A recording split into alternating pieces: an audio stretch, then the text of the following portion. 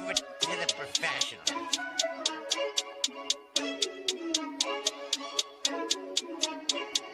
Blessed by Bundy, blah, blah, blah.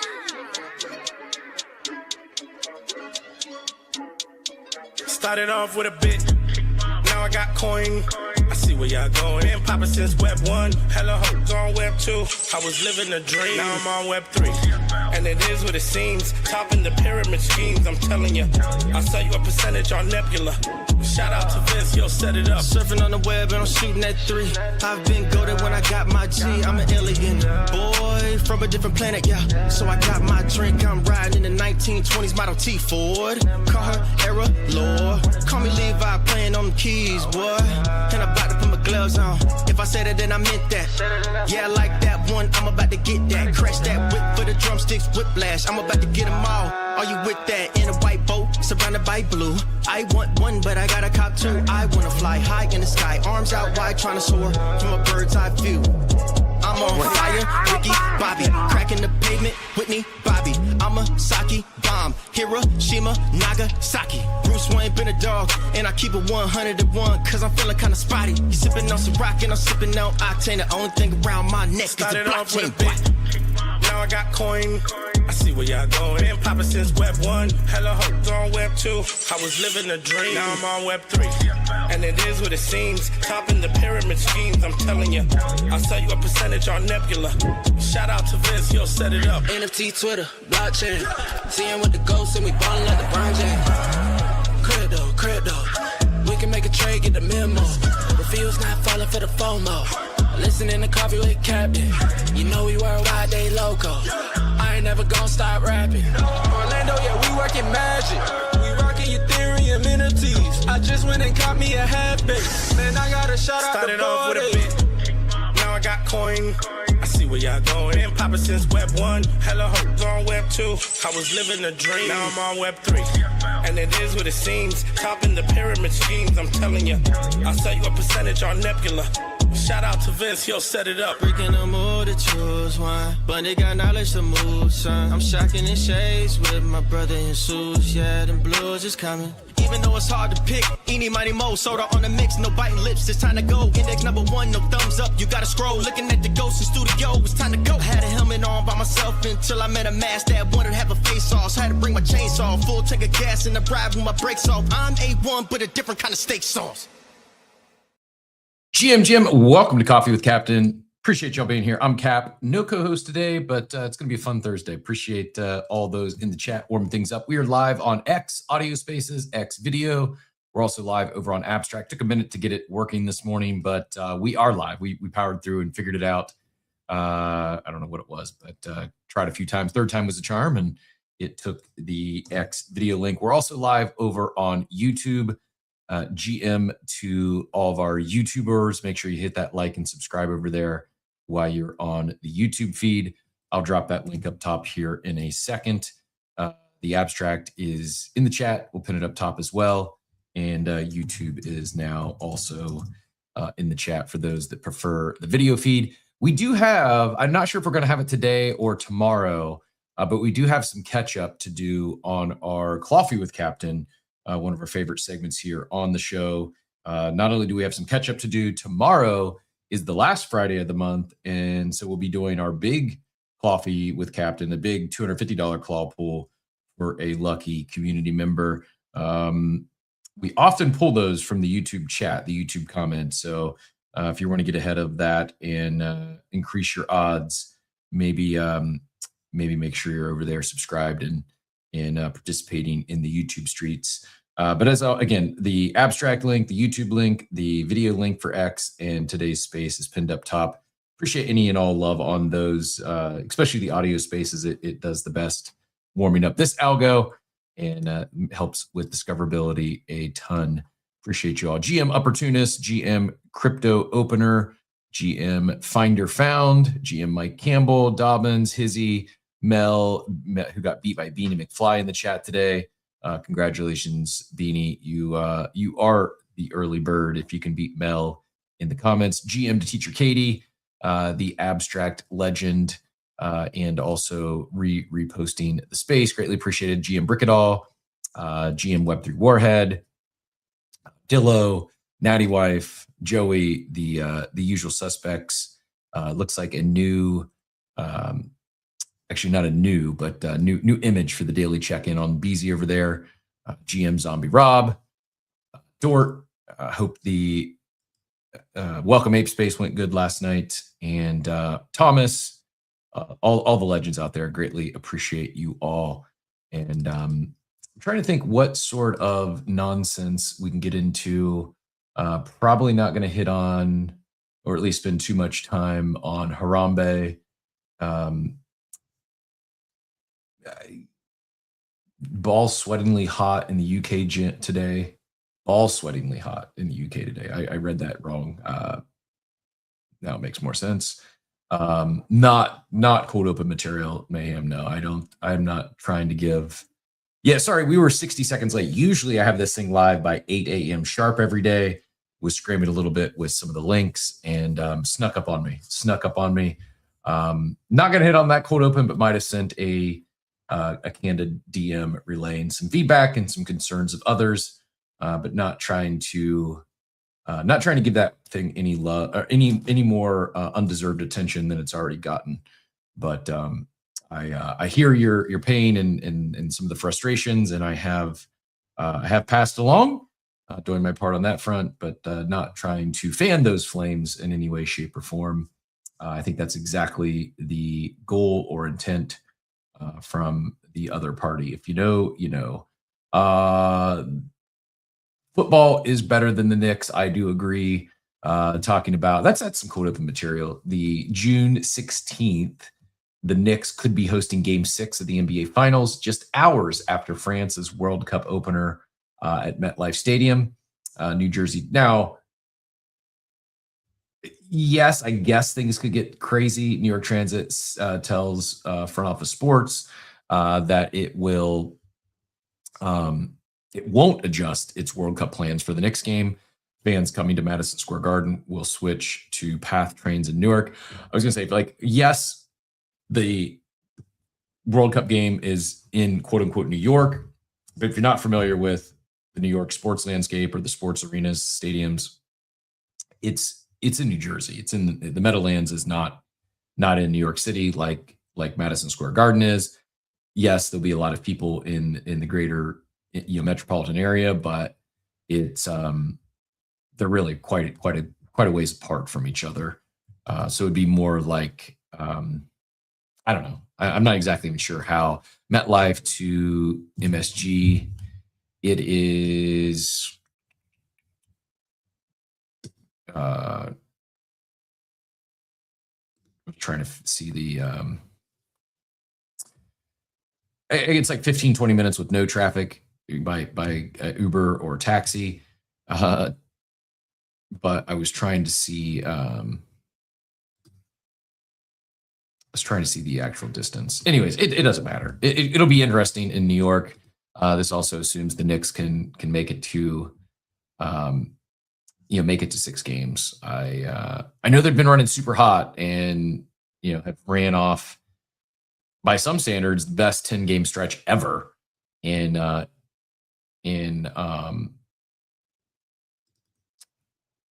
playoff history. But I just think they're going to be dogs to whoever they play. I think Spurs a better team, and Thunder have the officials on their side. So I don't know. I don't know how the Knicks can hang. But it would be good for New York. It'd be good for, I guess, the game of basketball. And I just all I know is I really hope. I'm guessing Spurs Thunder game 6 is tonight, right? Yeah, 8:30. And that is in San Antonio. And then assuming the Spurs win, game 7 goes back to OKC in the home court refs. So big game tonight. I won't be watching. I'll be in bed, but I really truly hope the Spurs can overcome. I think it'd be really bad for the league if the Thunder end up winning in this way, because it's going to without any major offseason changes. I think you'll see a lot of, well, we can't beat them, we'll join them, and lead to a lot of other teams thinking that the way to win in modern day NBA is this flopping style. And maybe it is. Flopping came from soccer, became a big problem. And while I'm not deep in that streets, my understanding is it got fixed because they actually started enforcing the rules, and pretty severe penalties. Like if you flop, you get carded, you get a yellow card, you get 2 yellow cards, red card, you're suspended for the game. And as we probably already beat the horse dead, there is rules against it in the NBA. It's not being enforced, not being called, and until it is, unfortunately, don't see much changing. Hey, tomorrow's space, don't miss it. I'm putting this up top right now. Someone's going to hit a grail. I feel it. We've not hit one recently in terms of the BZ claw machine grails, and tells me tomorrow is someone's big day. So whoever ends up participating in Coffee with Captain, they're going to be hitting a grail. I'm calling the shot now. The premium grail claw machine currently, anyways, we'll revisit tomorrow, but the current gold TCG claw machine, the grail is a $6,100 Charizard. It's a PSA 8 near mint, 1999 Charizard holo shadowless, and someone's going to hit that tomorrow on the show. So if you'd like to win that $6,000 Charizard, make sure you're subscribed to YouTube, hit that like over there on today's video, and don't miss tomorrow's show. Also, I'm looking real quick. Eddie Crypto's in here about every other day, I feel, and I keep missing him. That's one that we definitely owe. We have a catch up from last Friday, but definitely owe Eddie Crypto one for correctly guessing the move to Solana. Not move, rather, going multi-stream to Solana, or multi-chain to Solana, and need to make things right with Eddie. I see Riggs' beautiful face out there. Riggs, I'm not sure if you heard me giving your not giving your Knicks love that they probably do deserve, but fun time to be in New York. Fun time to be in New York. You got Knicks in the finals for the first time in many years, and World Cup coming soon. I am curious if anyone is actually attending the World Cup. Out of my range, but I will going to be following along. I actually have a lot of underdog entries I need to get in. They had, the World Pup, it's underdog, and a lot of their contests are, it's some sort of dog name, the puppy or the Chihuahua, like that. Just some of their football, best ball stuff. Anyways, the soccer one, their big one, it's a $10 best ball play, World Cup best ball, and it's called the World Pup.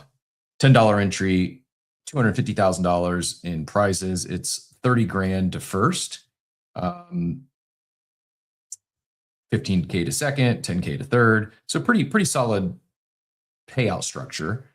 It's there's only 28,200 entries, so it's not that, if it fills, so it's not that big of a field.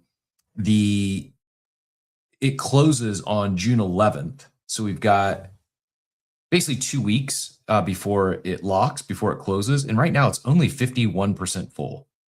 There's a chance it doesn't fill, and we might have some overlay. The rake's 11% on it, so if it only gets to 85%, it'd be effectively a rake-free tournament. But it's essentially 4 stages. The qualifier, the first round is group stage, and then you have the quarterfinals is the round of 32 and the round of 16. Semifinals is the round of 8 and round of 4, and the final, the championship, is just the final.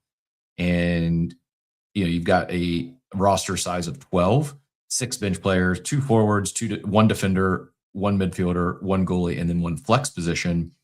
So I think this, just due to how scoring works, I think the strategy is max out the 5 forward spots, and you want to have some good forwards. But the key is you got to have at least, be able to field a full team of 6 in the finals. You got to have each of those positions live in the finals. And so the game theory strategy is drafting multiple teams that you can put together a full lineup. So it could be 6 on one team, could be 3 on one, 3 on the other. I think the at the highest level, the simplest way to describe it would be simply drafting teams that are likely to make the finals. So, for instance, the favorites that we were showing yesterday, I'll pull up the current poly market. The favorites we were showing yesterday, you've got France, Spain. Oh, actually, Spain is now up over France. They're both at 17%. It might have been that yesterday. France and Spain at 17%, England at 11%, Portugal at 10%, and then it starts going down from there. But most likely, one of the 2 of the favorites end up making the finals, even despite the larger field. It's Spain, France, England. That's who I've been building most of my rosters around. Is like some cases it's 6 from one team, 3 from the other, and then 3 from the other. I've sprinkled in some Portugal, sprinkled in some Brazil, a little bit of Argentina, a little bit of Germany, maybe some Netherlands, and I think, as I shared yesterday, I've thrown in just not even a full lineup, but like I'll have some builds where I've got 2 or 3 from the U.S. just for maybe a fun sweat, or they do well in the qualifying round and some points count. But having some fun with it. I did get a lot of they had a $3 tournament that filled pretty quickly. I was attempting to max enter that, and it filled before I could max enter. And so I only have a few bullets already in the $10. I need to, I've got a lot of work to do in the next couple of weeks, because my goal, I just want to have a sweat. I want to have a few teams live in the finals for a chance at, 30K is top prize. If anyone wants to join me in the Pup Cup for the World Cup, it's funny that they, I think, stole Simple Farmer's name as for their Pup Cup. I think it's called the same thing. I just dropped my ref link in the chat. I'll pin that up top. We'll get Joey up here, and you get play $5, get $50 in bonus after your first entry. So nice perks, nice bonus from the ref link. Excuse me. And it's not just best ball. Like, they've got player props. Best ball is pretty, or Underdog is pretty, almost full sports book at this point. It's like a combination of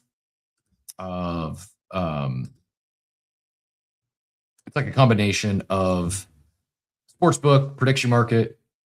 Why is my password not working? It's frustrating. I don't know. So I was going to log in and show you on the screen, but I'm going to have to reset my password. It's not. I stay logged in on my phones, and sorry, I'm not able to get logged in at this moment. And I don't want to keep y'all waiting while I'm trying to reset a password.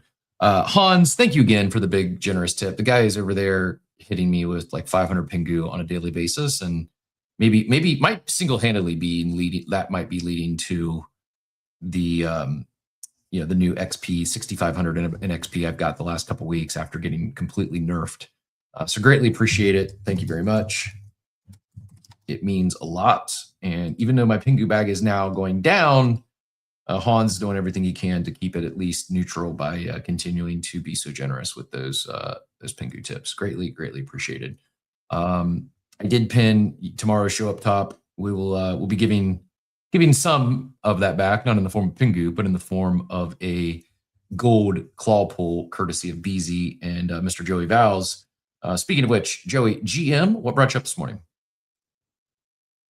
GM, are these lineups being built for like just pool play, or is it for the whole tournament? Whole like, tournament. Are you trying to pick players? Yep, whole tournament. That you assume. Well, okay, so not only are you you're picking, not only are you trying to pick players, obviously, that you believe will perform well, you're trying to pick players from teams that you believe will go deep into the tournament. And that's why you're focused on like the top teams on Polymarket. Yes, and this is where I think it's a very easy edge. I'm not the only one saying this. I'm not the only one thinking this. It is the most common strategy for those that are familiar with Underdog, or in particular for those that are familiar with not just best ball, but with this is like playoff best ball. So they have it for NBA, they had it for NFL. I've done fine in best ball in my 5-6 years that Underdog has been a thing.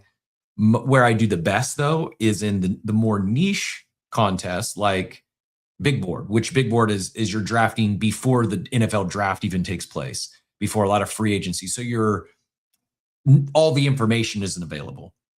All the cheat sheets, the rankings, it's not available, at least in as much detail as it is, say, come August, when not only do you know what team everyone's playing on, you know who the running back 2 is, you know who who might be the sleeper breakouts. Where I've done well is where I think I have an edge is in the more niche stuff, like the contests that take place before the draft even happens. And I've done well, I think every year. I haven't shipped one yet. I've shipped some Underdog Battle Royale stuff. I've not shipped one of the big best ball tournaments. But I've had a great advance rate better than the regular season. I've done better in the early stuff before the draft, and then in particular the playoff stuff, just because of game theory. So like if you're playing NFL playoff best ball, you need to be able to have a full team in the Super Bowl. So you need to make sure you're drafting teams from both sides, preferably ones that are going to make it. You can't draft you can't draft 2 quarterbacks who are the quarterbacks of both the 1 seeds who are going to have a bye in week 1 or the first round, because you'll get a 0 and you're not going to advance. And so there's more strategy and game theory, where I think a lot of the more casuals, or let's say people who maybe play regular best ball and they saw the World Cup's coming up and they just want to sweat, they just want some entertainment, and they go in and they start drafting just by ADP and draft the best players. They may advance in the first round. Like for instance, let's say you've got 5 players from Spain and 5 players from France, but yet their first round pick they drafted Messi. Well, that's they may score better in the first round, but they're not going to have one of those studs from France or Spain who they're projecting to get in the finals. So yeah, part of the challenge is you do want to draft good players, obviously, but it's definitely not just always take the best player or take the play. If someone auto drafts, for instance, they're probably drawing dead. They may advance out of the first round, but it's unlikely that they're even going to be able to field a full team come finals. So yeah, you got to be, and we don't know the brackets yet. So there's a lot of unknown. The odds are you do need to get a little bit of luck, but I think where you can find edge is just make sure that you at least have the ability to field a full team of 6 in the finals. Meaning, and the challenging part, I think the most challenging part is the goalies, because let's say you're building a Spain stack, or you take Mbappe, 1.01, you draft Mbappe with your first pick, and then so you're one of your teams you're going to build around to be, to have at least 3 or 4 players to be in the finals is France, and their goalie goes. Okay, so now maybe you stop at only 3 France players, and the other 9 spots you draft 2 other full teams, including the other 2 goalies. So you have a goalie that's live in the finals playing against France. Does that make sense? Am I describing this well? No, you are. Soccer is one of those sports where, like, I feel like soccer is going to be one of the most difficult sports, if not probably most difficult, when it comes to this, because, like, a lot of times games are like there's 1 goal scored, or there's no goal scored, right? Yep. And so if there's no goals, that means there's no assists, and that means, like the goalies are the ones that are dominating with saves, and like it's got to be soccer's got to be a really tough one, because it's not like football, where running backs and receivers are almost always going to put something up, right? Quarterbacks are almost always going to put something up. And with soccer too, it could just be like you think, like I'm going to draft Erling Haaland, right? Like because he's probably one of the best goal scorers in the whole world. But if they're double teaming him all the time, it could be some random midfielder from his team that ends up scoring the goal because they're double and triple teaming him every time he's in the box, right? Yep. It's got to be. What are the points? Like, how do you earn points?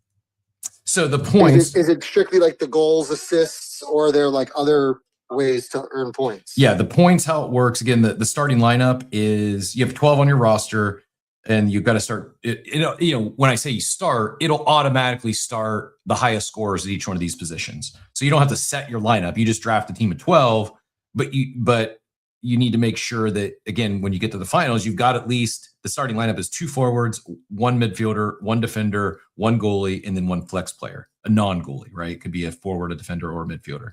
How they score points is you get 8 points for a goal, 4 points for an assist, 2 points for a shot on target, 1 point for a shot off target, 1 point for chances created, 0.75 points for crosses, 0.5 points for tackles successful, 0.05 points for passes successful, and then goalkeeping gets 2 points for a save, 3 points for a penalty save, -2 for a goal conceded, 5 points for a win, and another 5 points for a clean sheet. And that's actually goalkeepers and defenders get 5 points for a clean sheet.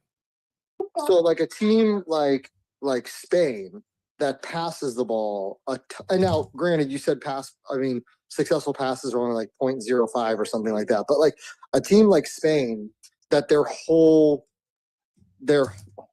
game plan is don't dribble. I mean, I haven't watched them play in a while, but it used to be where it's like they don't dribble with the ball. It's literally like pass, like over and over and over again, right? That's how they move the ball. You could, by drafting the Spanish players, rack up a lot of points because of how many times they possess and pass the ball versus like another team where there's lots of dribbling, lots of just long balls into the box and stuff like that. So I guess now that you've read off all the different points, there's probably a lot more strategy than I had originally thought. Well, and that's where I feel I have an edge just because I understand the game structure and game theory. That's actually great alpha and something I hadn't been thinking of. But you're absolutely right. A team that passes a lot more often than others makes sense that they're much more likely to rack up more passing points. Just to give you an idea of the ADP, the first 1, 2, 3, 4, 5, 6, 7. The first 7 players are all forwards. And then you have the France goalie. This is by ADP. Then you have the France goalie, then 2 more forwards, then the Spain goalie, then another forward. And then Bruno Fernandes, Portugal's midfielder, is the first midfielder. Then England's goalie, then Jude Bellingham, England's midfielder, then another forward, then Pedri, Spain's midfielder, then another forward, and then Argentina goalie. And then Ronaldo at 21. So you may say, well, Ronaldo is a better player. I think he's aging out. I'm not sure how much he's going to play. And also, while Portugal does have it. I was going to say it's interesting. Sorry to interrupt, but I think it's interesting that so many forwards are at the top when again, like typically in the World Cup, the midfielders, maybe I'm wrong, but I feel like whenever I watch big international tournaments, like, UEFA and like the bigger stuff, the forwards are typically not the ones that end up dominating. It's usually the midfielders who are taking the free kicks, who are finding open space, because the bigger name players, like they end up getting double and triple teamed. And I could be wrong, but like it's interesting that there's no midfielders in the top like 10 at all. Yeah, I guess just from purely off projections, based on this scoring, like the projections, the forwards are just projected to score so much more because I guess the goals are so heavily weighted, and not only likely to get more goals, they're likely to get more assists. So yeah, while they do get points for passing and clean, good crosses and stuff, the goals are just so much more heavily weighted. Like Mbappe is the highest projected score throughout the tournament at 82.7 points. then Harry Kane at 76. Michael Olise is third, or his 80 average draft position is fourth. But the underdog only has him projected at 37 points. Then Messi at 58. Lamine Yamal. Lamine him and Mbappe were going number 2, but this injury has him falling a little bit. He's, I guess, may or may not play in the World Cup opener, but he could be a steal at ADP of 5.4 right now. Then you got another France forward, then a Spain forward. It's crazy, like Harry Kane. I think Harry Kane doesn't even have a lot of goals.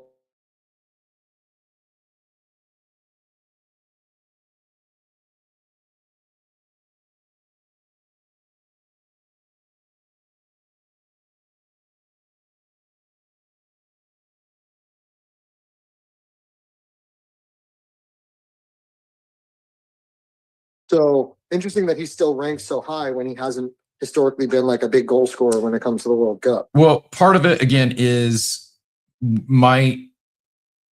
if you're just playing for round 1, you might take someone like Messi over Harry Kane. I think the difference is the odds of England making the finals is just greater than Argentina. You might take, there's other, could be really good players, but if they're not going to make it to the finals, they're not nearly as valuable. I guess that makes sense too, right? He'll have more opportunities to score points than other players. Exactly. I enjoy it. It's also, in all seriousness, it's this sort of stuff will get me to care a lot more about the World Cup. I care about the World Cup. It's interesting. It's entertaining. But as far as like watching games and being vested in it, this sort of stuff for me will get me a lot more vested than, say, just betting on individual games or picking the winner. It's fine, but that's just that's not like, I might bet on, let's say I bet on Spain to win the whole thing. That's not going to get me like caring to necessarily tune in and watch Spain games. Like, I'd watch the final, but I'm not going to care about like their qualifying matches because there's like a 98% chance they advance to the knockout stage. So it's like they should win. They should win their first pool, and I wouldn't care that much. But because now it's like, oh, I want to see my exposure. How am I doing? Am I racking up points? Actually, now I'm going to go look at my exposure that I set it, and then we'll move on to more. We'll move out from sports prediction into crypto stuff. I love playing fantasy football, but obviously just from like the nerdy analytics aspect of it. But that's one of the main reasons why I play fantasy football is on like, I obviously as a Jets fan, there's not a whole lot to watch. But it makes watching football on Sunday that much more enjoyable because it's not just like, oh, who's winning the game? It's like actually getting to watch your players so I completely agree with your assessment of like, this just makes the World Cup more exciting because it's always how I felt with fantasy football. Like, it just made watching football that much more fun, knowing that like I had specific players on specific teams to root for, and versus just simply like, oh, the Jets are on. Okay, now my Sunday's over. Yep. Nope, for sure. I couldn't agree more. I just checked to give you an idea of like, this is just my goalie exposure. So it's not all in, because you idea like how I've been building or what teams I've been building around. I've got 40 lineups. I said $3. It's actually only $1 entry. I wish I had another lower dollar stake so I could fire a lot more bullets, because $10 a pop can add it pretty quickly. And I think I have an edge game theory wise. I don't know these players. Like, I'm just drafting on teams and building structure that could win if I happen to make it. But I've got Spain's goalie, I've got 35% of out of the 40 lineups. Brazil's goalie, I've got 30% of. England's goalie, I've got 27% of. Also 27% of France's goalie. So Spain, England, and France, I've got 27, 35%. And then Brazil, because the Brazil goalie was falling a little bit more, even though I don't have as much Brazil, like I wasn't targeting Brazil players in the first round. After the France goalie goes, the Spain goalie goes, I need to fill in the gap. And so I found myself with a good amount of Brazil's goalie. He also is one of those with a single name. I feel like if you have a single name, that's a sign you're a good soccer player. That probably makes How many reserves do you get? 6. Yeah, six Yeah, starters, so 6 you get reserves. 6 starters, wait, 2 forwards. So you get 6 starters and 6 reserves. Mm-hmm. Yeah, and the reserves can be any position. Like if you wanted to draft, there are, I think you can't draft more than 5 forwards total. I think it's like 7 midfielders. I'm not sure. I'll have to go look, but I do have, like I said, I do have 7% of the U.S. goalie. I do have, let me see how much. I think I have 22% of Pulisic, but often like, whereas most of these teams, I'm making sure I've got a full, like I'll draft Pulisic as like a late round, like next to last round fill in, just someone to to hopefully help advance, help get some extra points in the early rounds and get some of these Spain, England, France teams to the finals. I mean, it's fun. I really enjoy it. I partially because I enjoy basketball so much. I mean, I'm like 350 teams deep already for NFL season, and so you can apply a lot of the game Like a theory. mortgage payment. Apply a lot of the game theory over to not from the mortgage bucket though. It's from the crypto bucket, the crypto and perp bucket. It just takes me longer to lose. It takes me longer to lose than it does in the perp streets. By the way, if you were following along or keeping score at home, VVV was not the buy of the day. The other day it was down 7%. I still have that long open, but it is down not quite as much as I was up on the doodle. I had the doodle short and that printed. I rolled that into VVV long. It was only 3x, but it's down like 40% since I opened it. VVV trading at 1564. It's up a little bit though, moving in the right direction today. So, Joe, are you going to be able to join us tomorrow for Coffee with Captain? You round tomorrow morning? Yeah, it should be. What time are you going to run it tomorrow? Good question. I'm flexible, so I think how many falls do we owe? I will double check. I know individually we owe Eddie Crypto at least one. He's the one who guessed that the next chain you guys were launching on Solana. We have the big gold claw tomorrow for the last Friday of the month, and then at least one other Friday. There might be 2, but if we'll just whatever. I appreciate this all the support, and if while we get out tomorrow is the gold claw pool, I'm good with that. If we get the gold claw pool +1 for last week, then we'll get at least. I'm pretty sure the glitch has been corrected with the discount code, so we can do at least a gold and two silvers tomorrow. So and we'll try to get caught up and get everybody all the fun stuff. See if we can pull a banger.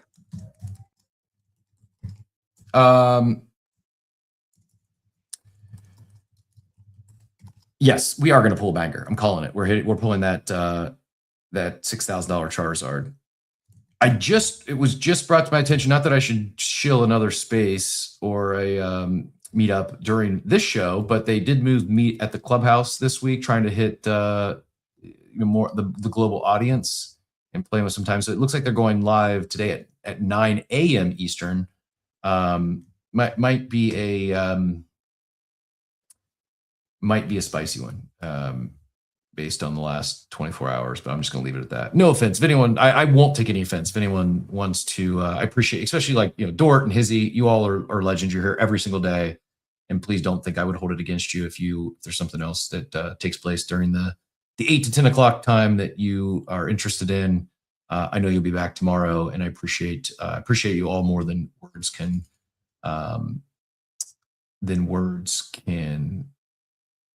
describe. So, no, don't think I would hold it against you at all.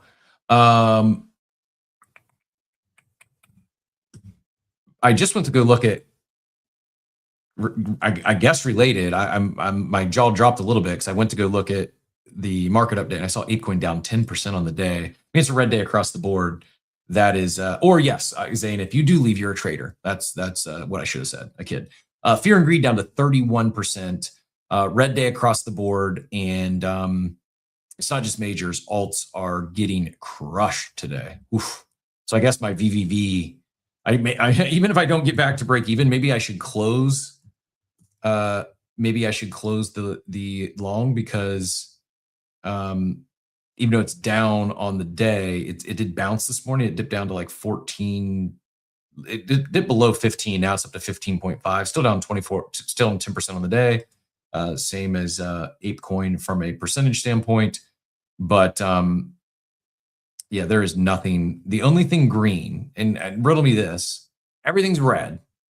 Let's do this. We'll do a proper play in here, and then we'll jump into a quick daily market update, and then we'll get back to trending topics of the day. But now, speaking of green, real quick, did you see the Coinbase special that's going on right now this month? I did not. So you still have a couple days left to do it, but if any deposit you make into your Coinbase, could be USDC, whatever, is a 3% bonus this month, and it just has to stay in there past June 1st. It's the bonus for the membership that you have, the tier above the basic one.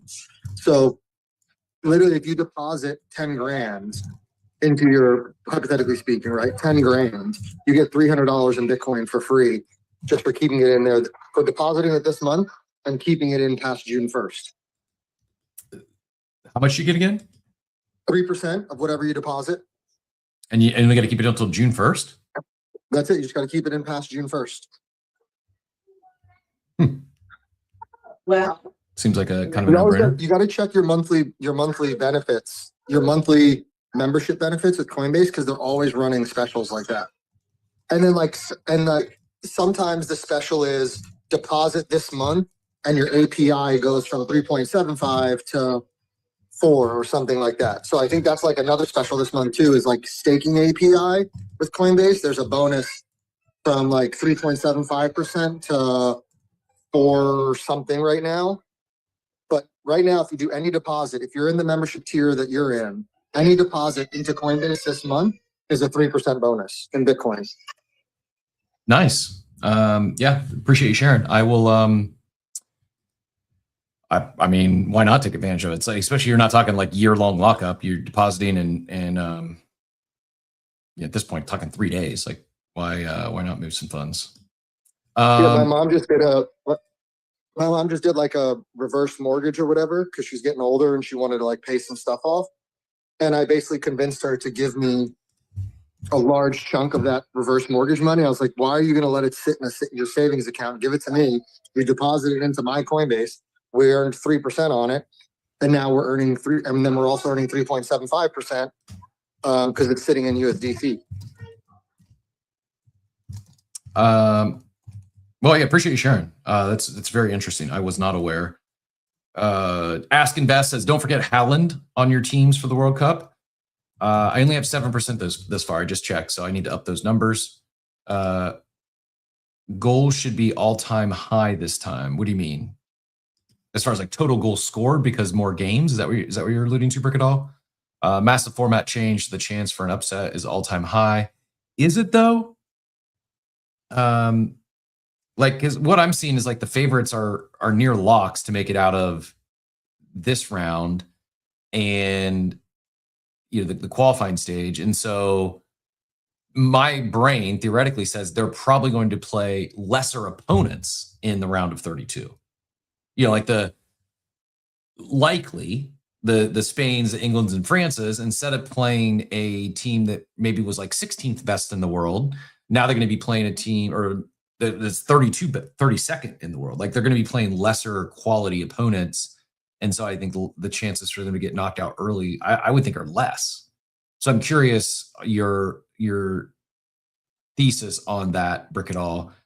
I think I agree. I think there's a better chance of the better teams making it out of the group stage than in the past, because the distribution of talent is wider. Mm-hmm. Where before, with only 32 teams, you had like multiple quote unquote groups of death, where exactly one of the top teams in the world wouldn't get out of the group stage, or would end up, being second place in the group, having to then go up against, a top team Like, I feel like there's going to be even less upsets because of that.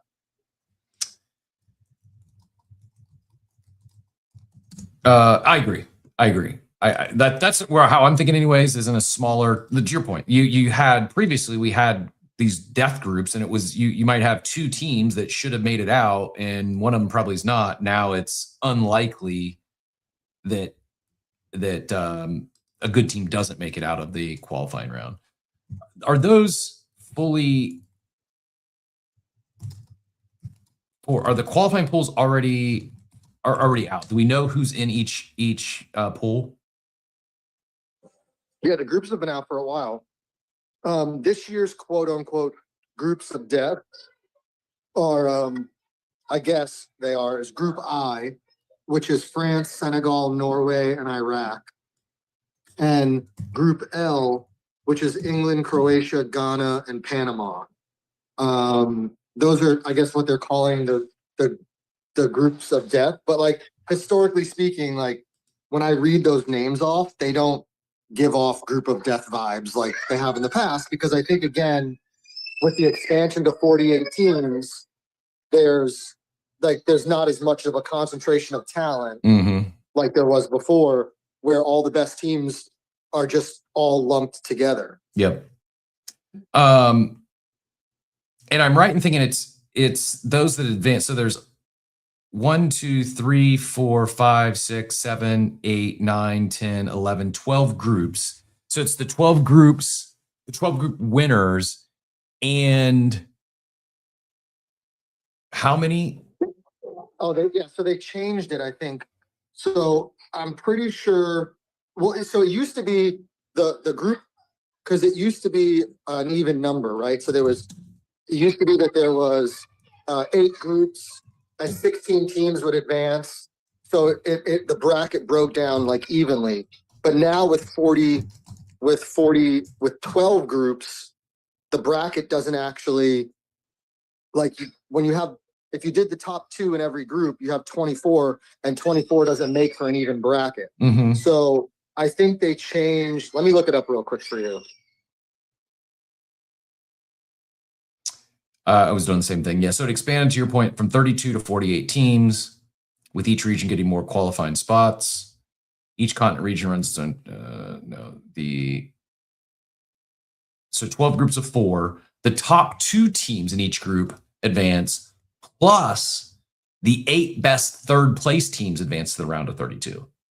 That's what it was. I knew there was like some type of at-large system to get it to where the bracket was balanced, because you have to get from 24 to 32, because then the bracket has 2 sides of 16, and then it make 16, 8, 4, 2, and then the championship. So that's what. So 8 at-large bids essentially from the group stage. Which again, then we talk about, like, how many upsets can there be when the better teams that normally finish third in a group don't get to go to the knockout stage, but now those better teams could potentially get to go because of those 8 at-large bids. And how many? Oh, so there's actually going to be as many teams in the knockout stage as there are normally in the entire tournament. And previously, the World Cup's been 32 teams. Now we're going to have 32 teams that actually make it to the knockout round. And then, so I guess from a Bricketall standpoint, I'm genuinely curious. I'm not arguing. You probably know far more about soccer than myself. I'm just curious your thesis, your logic on, we'll use Spain or France as an example. They're the 2 favorites, 17% chance to win the whole thing. They're probably going to they're probably going to win their group. If not, they'll finish second. In a shocker, they might finish third, but they're still likely going to be one of the top third place teams. I mean, Spain plays, their group is Cape Verde, Saudi Arabia, and Uruguay. France is Senegal, Iraq, and Norway.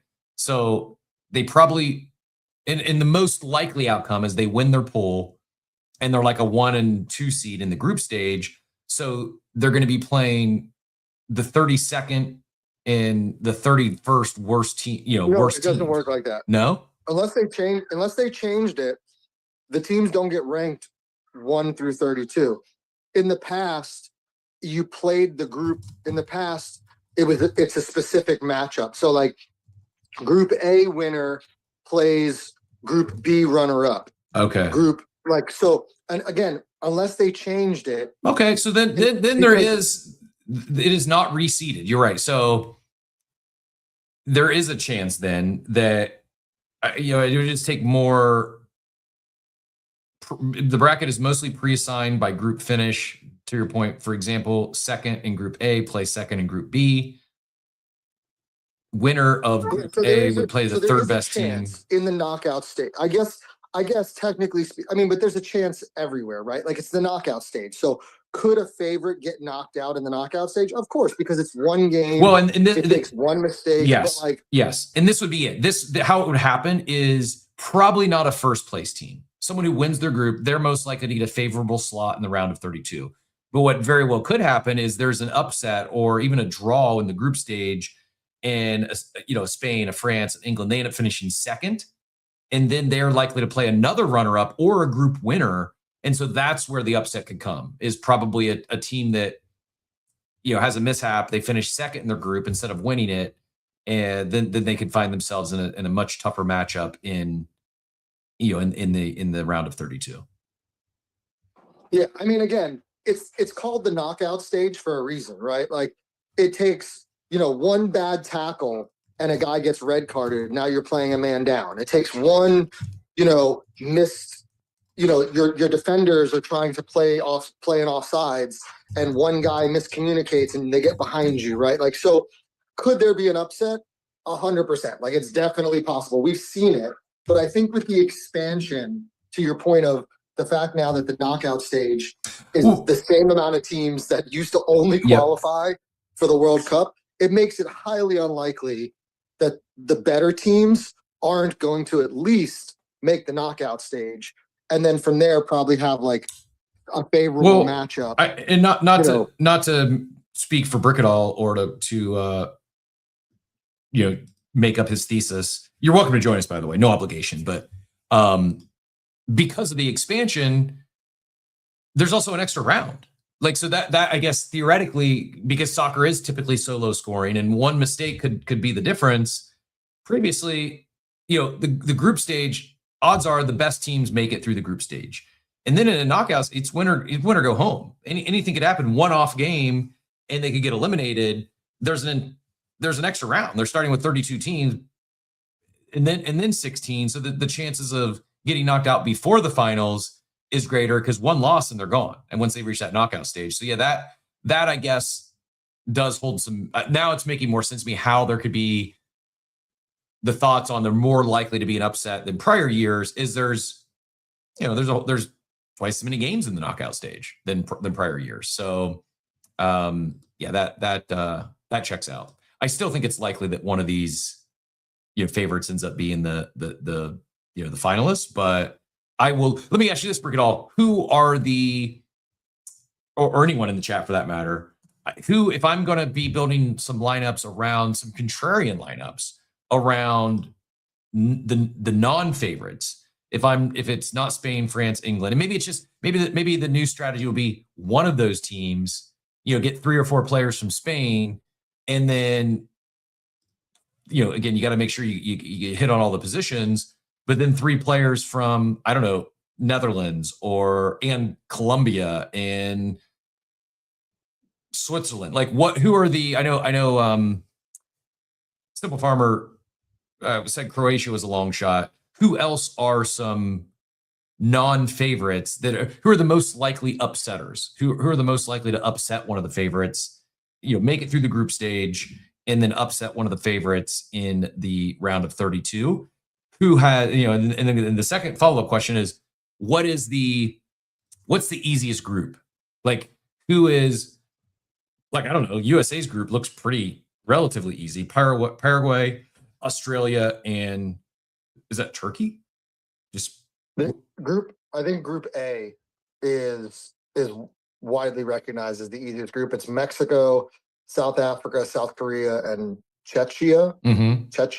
Czechia, is that how do you pronounce? I know what Chechnya is, but I didn't know Czechia was a country. I mean, if I'm being completely honest, I might sound pretty dumb here, but no, you don't sound dumb. I feel I know Chechnya isn't Chechnya a city, right? You're right though. Mexico, they're only, this is again to win it all. They've got a 1% chance. South Africa is less than 1%. South Korea, Chechnya is less than 1%, and South Korea also less than 1%. So basically, Group A has the most likely to win is Mexico at 1%. So no favorites in that group. But that might be I mean, you know, I know the thesis of you want teams that go deep, but Mexico might the Mexican players might be good draft picks because they might score 8 goals. Yep. 9 goals against Czechia, which could put you so far out ahead early on that because I know I've seen that before where, you know, early group stage games where it's not a very good team goes up against a good team and they put up 5, 6, 7 goals. Like you could get so far ahead. Somebody puts up a hat trick in that first game against a bad team. Who cares if they don't go deep? Yeah, great call. I should have. I'm glad I've only fired a bunch of the $1. I think I have 2 or 3 of the $10. So I'll do more research before putting more at risk. But it makes me feel good about my USA bullets because in their group, they're only 1% chance to win it all. Turkey is that Turkey or is this a different? It's Turkey. No, it's Turkey. They're just spelling it differently. Okay. But so apparently that's the second easiest group is USA, Australia. Yep. So USA's got a 1.2% chance of winning. Turkey is 0.8% or rounded up to 1.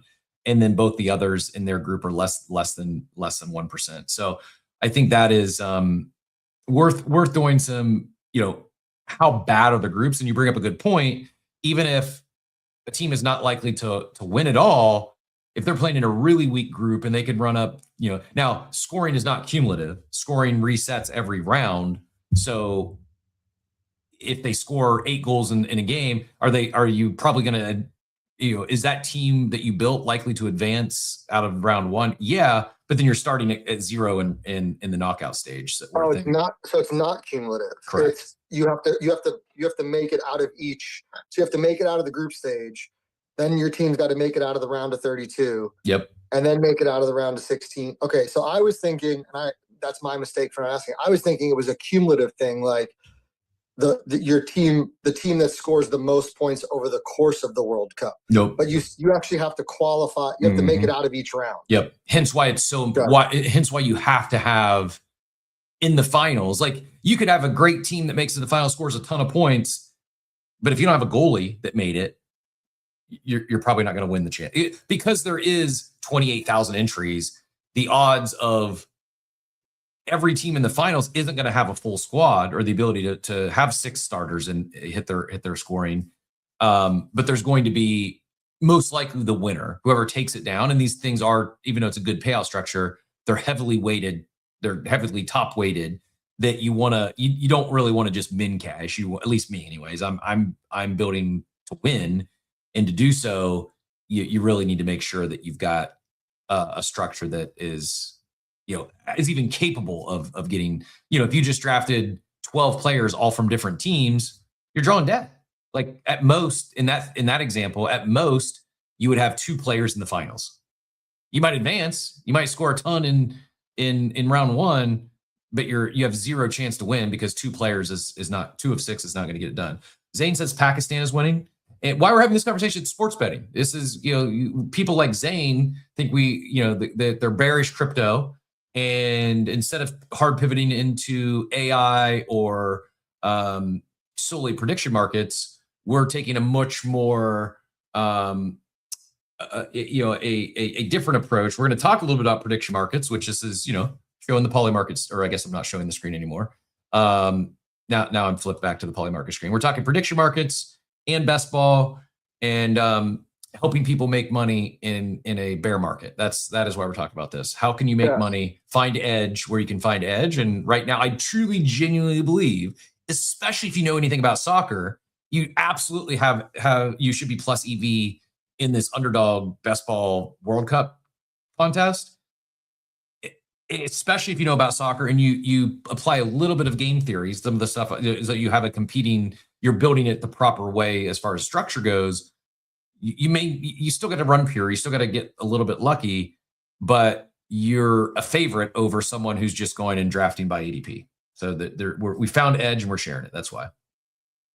How easy is Argentina's group? I mean, geez, Austria, Algeria, and Jordan. And they definitely missed the chance there to put another team with the letter A and have the group all with countries with the letter A: Argentina, Austria, Algeria, and then Jordan. Yep, that would have been an easy. It would have been the group of alliteration. We're gonna do this. We are gonna. I know I slow played the daily market update. It's not the best of news, so it doesn't make you feel warm and fuzzy. But we're gonna cover it. We're gonna cover the daily market update, and then Mike C shared an interesting topic that we'll move to after this. If anyone has any other thing that's on your mind or anywhere else you're finding edge in this market, please do share. You're welcome to throw in a request to join us on stage or just add your comments, thoughts, suggestions in the chats. Let's do this. We'll do a proper play-in, and then we're going to jump right into the daily market update. This is the daily market update. Coffee brewing. Yeah, the market's in play. Charts on the screen. What the numbers gonna say? We got offer in the cup every single day. Coffee with Captain. Market update on the way. As I mentioned, pretty bloody day. I guess it was I don't even know what actually drove the sell-off. I'm guessing it was the more, the continuation of the Iran conflict. I guess. I really don't know if anyone has also an idea. But fear and greed, as I mentioned, is at 31. Bitcoin down 3% on the day. ETH down 4% on the day. It lost its 2K peg. It's now 1988. Bitcoin down to 73,355. BNB down 3%. XRP down 2%. Solana down 3%. Tron down 6.5%. Doge down 3%. Hyperliquid, if you're looking for Hyperliquid below 60, it's down 7% on the day. $57 Hyperliquid. It's amazing that it's down 7%, still $57. Tell you how high it ran. Zcash, everyone's the privacy maxis favorite of the cycle. It's down almost 8% on the day. Cardano down 3%. Monero down 7%. Chainlink down 5%. How in the world is Stellar Lumens up 27%? Someone riddle me this. Is that crime? Was there some announcement? It's up 6% in the last hour, 27% on the day, 32% on the week. And my mom, courtesy of the alpha she got from her sister, my aunt, she bought ETH and Bitcoin because I told her she should. And then my aunt said you should also buy some XRP and some Stellar Lumens. And DTCC deal with Stellar. Do you got a link for that, Mayhem? So there was a deal with Stellar apparently driving that. And to think it's up 27% on a bloody market like this, pretty impressive. The market loved the deal, whatever it was. Thank you for the link. Mayhem co-producing here today. This is today the DTCC, which is the premier post-trade market infrastructure for global FinServe industry. And SDF are announcing plans to enable the tokenization of DTC custodied assets on Stellar. The connection supports the rapid conversion of traditional assets into tokenized form and the full asset lifecycle, including corporate actions and reporting. So, I'm not exactly sure what that means. Tokenization service plans. So they're going to be like quarterly reports on chain. They announced plans to enable the tokenization of the DTC custodied assets. So I'm guessing like RWAs there. Configurable open source blockchain used across securities, payments, and remittance applications. Collaboration builds on the SEC's no action letter that DTC received in December 25. Letter authorizes DTC to implement and operate service that tokenizes real-world DTC custody assets. Market participants will be able to leverage traditional assets in a digital ecosystem while retaining the same investor protections, entitlements, and safeguards consistent with those applicable to traditionally held securities. So it's it's a stock. What are DTCC assets? I second time today, I'm going to sound really dumb.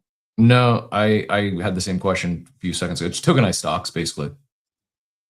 It's another. Okay, so Depository Trust. Oh no, wait. DTC stands for Depository Trust and Clearing Corporation. Yep. Okay, so DTCC assets are assets that are essentially just over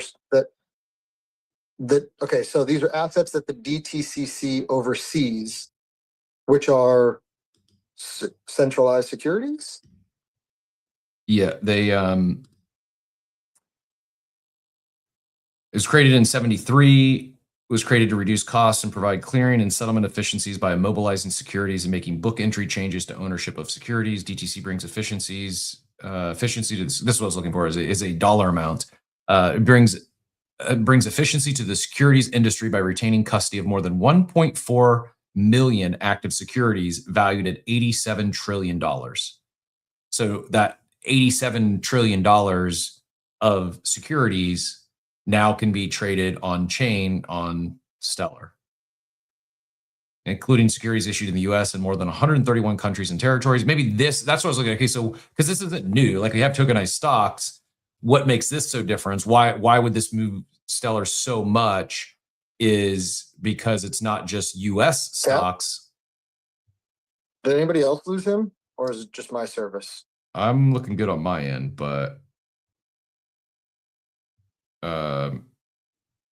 I guess if anyone else can throw me 100 in the audience if you can still hear me. I think it's just Joey. The StreamYard did glitch out a second ago. I lost video feed, but that seems to be working. He said it's the same group working with Canton. Yeah, it was just you, Joey. We're everyone else can hear. So yeah, I think that is what I'm interpreting as the big differentiator here is, thanks Diablito, appreciate it, is it's not just US stocks, it's 130 securities in 131 different countries. 87 trillion, also very, very big number.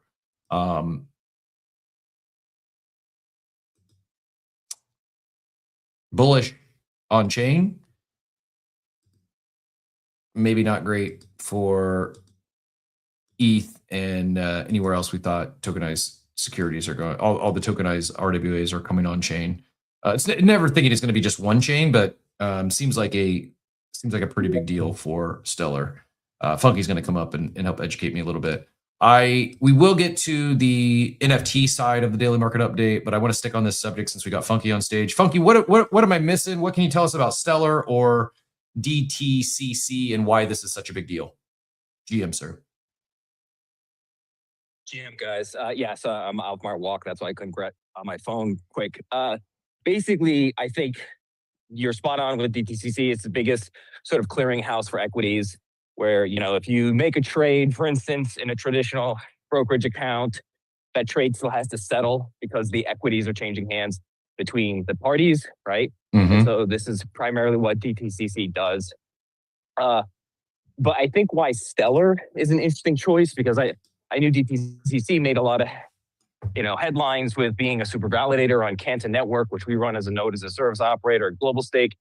But I think the thing that's big here is the ISO 2022 or 222. Remember, like XRP, XLM, there's a few other tokens that are evolved along those ISO standards for payment rails. So when you think about, you know, one of the things that the XRP army has always crowed about is that we're going to replace Swift because of this ISO 222 sort of designation as a payment rail. And of course, when Jed McCaleb left XRP, he started Stellar Lumens. So it's his baby. And it's effectively the same kind of thing. So I wonder if there's something to do with that as well, because it already has that certification as being seen as like a crypto-friendly transfer rail, because then you can move those assets on chain more easily. Of course, it's a public blockchain versus Canton, where you have privacy by default. It's interesting. So explain that again. That was going to be my next question: is why, if DTCC is already working with Canton, and so are all those securities already tradable on Canton? If so, what's the differentiator between this partnership with Stellar and what they're already doing with Canton?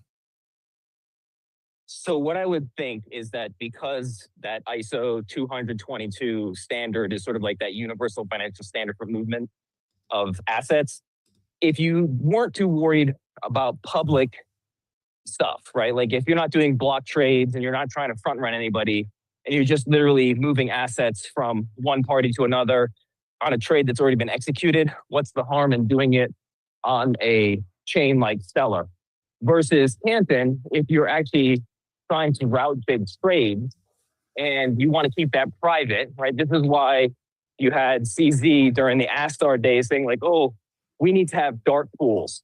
So if you've never heard of that phrase before, very famously, what TradFi has done for the last few decades is they use what are called dark pools, where let's say they execute a trade in New York, they send it over to the London desk. It kind of gets obfuscated a bit to where you can't really follow the trail of where the trade is going. So if you're trying to avoid being front run by other large market makers, Citadel or whoever, then you want to use these dark pools to kind of hide some of the trades, these big block orders. So if you're doing something on Canton, because it's private by default, and it's only between the two nodes that are making the exchange, you really can't see what's inside that order, right? Whereas on Stellar, it's a completely public, visible blockchain. You can look up anything and you can see anything with complete transparency. So maybe it's just them. Again, I'm purely speculating here. Maybe it's them kind of hedging their bets. We need one chain for privacy. We need another thing for public declarations. Yeah, makes sense. And I think while Canton's had a lot of success, I think it's funny because they're right now, after Stellar's big day, they just flipped Canton on, as far as market cap goes, in their Stellar of the top tokens. They're number 16 now, Canton number 17. I think as Canton is much more institutional, whereas this Stellar play would be more for, I mean, potentially still institutional, but more for the retail audience. Does that check out? In terms of holding tokens, yes. Like, I mean, I know no one who's like even actively holds DC coin, right? Like, it's pretty much players on the network, infrastructure providers like us, which are being paid to run the network. Well, not any longer because the node rewards stopped at the end of April, but still, like, in general, yes, I think one is pivoted completely and always squarely focused on institutions, because to give you a little bit of history about Canton, the parent organization is called Digital Asset. And Digital Asset built this blockchain technology using DAML really for the Australian stock market. They were one of the first ones that wanted to talk about putting everything on chain. Obviously a much smaller market, right? It's Australia. It's not like the US or anything like that. But then something happened. This goes all the way back to like 2018. And I think around the time of COVID, regulators shut it down. And so basically they just had to kind of, okay, I guess we're not going to use this stuff. And the tech had been there for a few years before they started kind of shopping around the idea of Canton Network and making something that is bespoke for big institutions. The first focus was on banks, especially because they wanted them to move large flows without having to go where they were going. So that's why the privacy is by default. So it's always started in a very institutional place. I think when you think of XRP or XLM, they started with, clearly targeting retail investors when the token launched, back in the ICO boom, 16, 17, whatever it was. And, now they're looking for that institutional narrative, but they've always been that ISO 222 standard for universal financial messaging. Yeah, makes really appreciate you jumping up and helping educate me. As always, this show is very much a community-driven show, and not just blowing smoke, not just saying that. Wouldn't be what it is if it wasn't for such an incredible audience. So many of you who add value, whether it's a conversation like this, just something I'm not well versed on, or we start talking about a protocol or a project or a brand, and I don't have a direct connection to the team or the founder, and one of you shoots a DM, and next thing we know, they're on stage for an impromptu interview. Really, really does tremendously help make this show what it is. And Funky's one of the great ones. If you're not giving Funky a follow, be sure to do so. Also host. Are you still on your Funky Fridays? I'm probably going to bring him back because it was too much to juggle doing our podcast as well as Funky Fridays. But we just finished the podcast, so I'm probably going to start during the summer months, going back to Funky Fridays, having those casual life conversations with good folks such as yourself. So yeah, if anybody's interested and wants to jump on and chat, I'm probably going to start doing those again next month. Nice. Funky Fridays, and then also if you're in the Tampa, St. Pete area, Funky works with the group from introduction.com, and they host some of the best in real life meetups in the space at large. Is that, I know that there's a membership component to it. Are the meetups, like the ones you host in Tampa, are those invite only? Can anyone come? And if you have, if you want to go ahead and if you got a link or you want to highlight or just talk about your next one coming up, feel free to do so. But yeah, are they invite only, or can anyone come? No, anyone can come. So any of those that are monthly meetups, whether they're happening in Tampa, Miami, San Francisco, or New York, those are always open to the public, because we want people to kind of get a little taste of, who's working in the industry. And yes, they started in crypto, but it's also like anybody who's in fintech, AI, and that could be, in finance, it could be legal. We're just looking for great people to have conversations with. In Ybor, we tend to have, a good 15 on average turnouts each month. The first month we have like 25, but we're just doing this. Duke Tim from Securitize, because he lives in Tampa. We understand that Tampa is a huge hidden gem when it comes to just our industry, right? Like somebody like you lives close by. A lot of people from Sarasota, Bradenton, St. Pete, Clearwater, Tampa. People come from up north, like Western Chapel and Lutz. So, there's a lot of opportunity to just come out and meet some great folks. It's the first Thursday of the month, every month. I will not be there this Thursday because I'm going to be at my cousin's wedding in Rhode Island, but the Duke will be holding down the fort. Next one's July 2nd. I'll drop the Luma invite below. Awesome. Appreciate you for all that you do for the space at large. And I double tap. I know I'm biased, but I think Tampa is maybe one of those most underrated markets in the country as it relates to crypto participants, active crypto participants, and builders. And yeah, if you're in the area, and you have a chance to attend one of those, I don't think you would be disappointed. But it's safe travels. Enjoy the trip to Rhode Island. Enjoy the wedding, and maybe I'll be able to make up to that one in July. Overdue. But we're gonna before I go to NFTs, we're gonna shift this up. I've never done this before, and it may not come through. So I need someone to confirm that it's working, but I'm going to listen in live to the Meet at the Clubhouse. We're probably not going to do it the entirety, but I saw a note that Adam and Figgy are talking on stage, and I'm going to share this now. We'll see if it comes through. If it doesn't come through live, as far as the audio, we'll kill it and come right back. But I'm going to share this. We'll listen in for a bit, and then we'll come back to the show to maybe discuss a little bit, and then before we wrap up. But I'm gonna hit this listen live, and let me know how this comes through.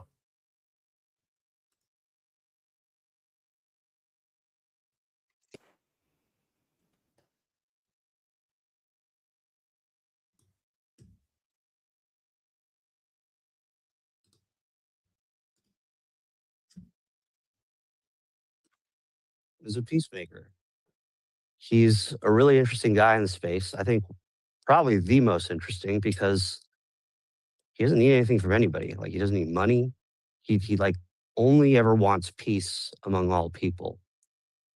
And you've seen it time and time again where he's reached out to people to be able to move everybody in the same direction. And I do think this is a very small space. Whether or not we even handle this problem right, in the grand scheme of things, if we zoom out, I don't know that it's the thing that really onboards the masses or really gets us to where we need to be, right? Like we as a club have a bigger agenda. When I'm laying out the pillars, this isn't really even in consideration for like the strategy of what we're going to do and how we're going to get to success.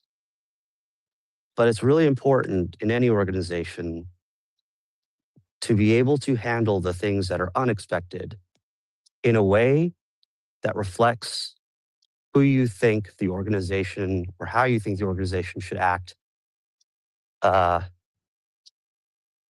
all times, like whether things are planned or unplanned. And to me, this is unplanned. Like, this is not in my agenda. This is just something that's happening. And so yesterday, Adam gave me a call, and Alchemist was on the call, and I basically explained everything that I just said. Like, look, the reason why people are so cold is because you back this conspiracy about the club that's very helpful or hurtful. The other reasons, like, we're really not sure what your intent is. And if you wanted to, you could put out a post that basically says, look, I know I've got a history, but I want to turn over a new leaf. I'm willing to try to show up and be productive. And if you do all of that and people see those actions, they might give you a chance. And so he did.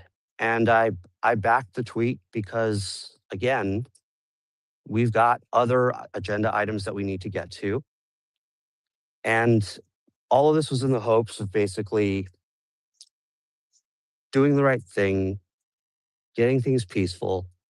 But I think a lot of the feedback that I'm getting, there's some of it on the timeline, there's a lot of it sent to me directly, is that they didn't agree with this decision. And I respect that. I don't think it's an easy thing to navigate.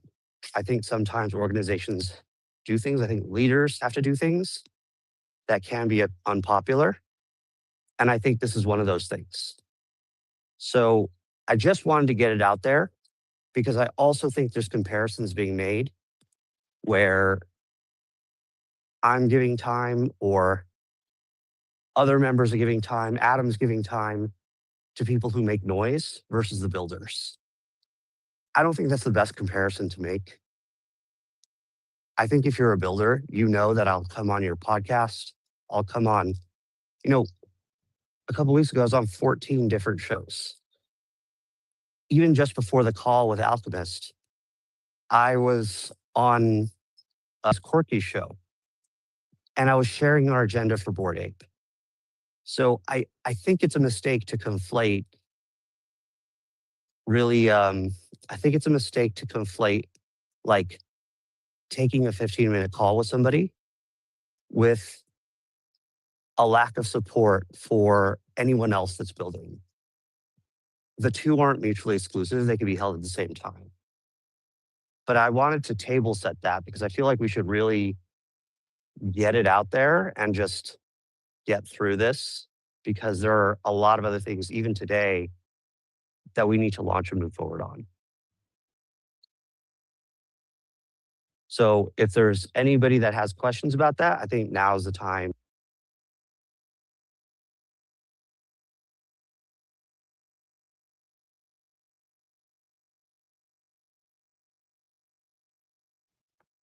Not sure. Not sure if the space rugged or we just lost it. Let me. No, you're good. I hear you, and I heard the audio. Are you still hearing the audio from them or no? Not from them, just you. Yeah, I think I'll try one more time. Telling him, got to do positive things in the space. So I got on his spaces and clearly I'm trying to make the peace because I don't want him talking bad about the club or talking bad about people in the club or, because I just won't allow I just can't sit there and have somebody just talk bad about people at the club. So I wanted to try to de-escalate the situation with this guy. He said he wanted to turn over a new leaf. I don't know the old history as much as some people because haven't been in the space as long as other people. But my whole plan was just to de-escalate this and try to hear the person out. I don't know if that's right or wrong, but that's how I've lived my life is just try to make peace with people. Maybe I put Figgy in a tough spot, but I asked him as a friend, one, he's the head of Yuga, but two, he's one of my best friends. So I asked him if he would just take 10, 15 minutes and hear this guy out. And Figgy was very tough on the call and he was told him the reasons why people think the way they do. Alchemist agreed to take down the negative things that he had posted and to really try hard to do positive things going forward. I mean, there's no guarantee that he's going to do the things that he said, but I just wanted to give the person the benefit of the doubt and to try to, so we could all focus on positive things going forward. So if anybody's going after Figgy, they should go after me and not Figgy, because Figgy did me a favor as a friend to get on that call. So that's where I. No, I appreciate that. I appreciate that. I just want to take the full. Okay. I want to take the full responsibility for the shot. So anybody taking the shots, they should sort of take Figgy out of the thing and direct it definitely towards me. I just thought making the piece and trying to, you know, just de-escalate stuff is that's what I've always done, and maybe it wasn't maybe make everybody happy. The intent to it, you know, the intent was to just make things better for the club. And I try to also anybody that ever DMs me, you know, I respond to every single club member at all times. You know, I've been known to I'm trying to represent smaller projects in the space. So it's not like I'm just giving one person time. I try to give everybody all my time.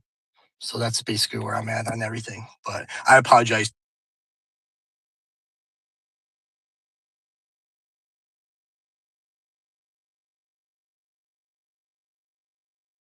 I think it loses audio. Again, I've never done this before. It's a live test. I think it loses audio when the speaker changes, is what I've deduced here. Just in the last couple of times the audio has dropped. We'll leave. I'll jump back in, and then once we lose audio next time, we'll probably just come back to maybe discuss here, maybe move on to the next topic. But I'll give it one more go. Having to deal with very noisy people, and honestly, we've dealt with it every other way in the past. This is not the first time. This won't be the last time. And we have not tried before just trying to make peace right away. And I think it's important for us to understand as we grow as a club, we're going to have more and more people that we don't see eye to eye with in the club, or that have a vision that's different from us, or have a history that we don't like. And I think one of the tough things is we're going to have to figure out a way to gracefully scale that. We're going to have a way to disarm any FUD. We're going to have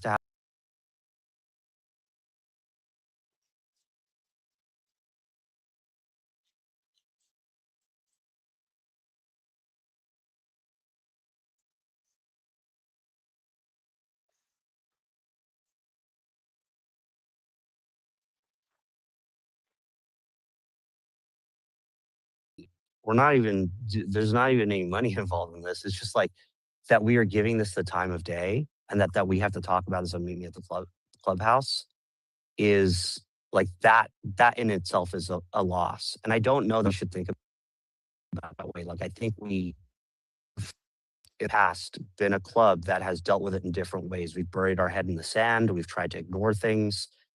And, you know, personally, my style is just to run towards the fire. I think we need to put things out that could be a distraction, and we need to figure out how to get people back on our agenda, because that's one of the things that I want to move us to. Hopefully, you know, we'll give this a few more minutes, and if there's anybody that wants to speak their mind, we should do it. But we are getting ready for more of our goals for Bored Ape Yacht Club to be shipped. We've shipped a lot in this last week.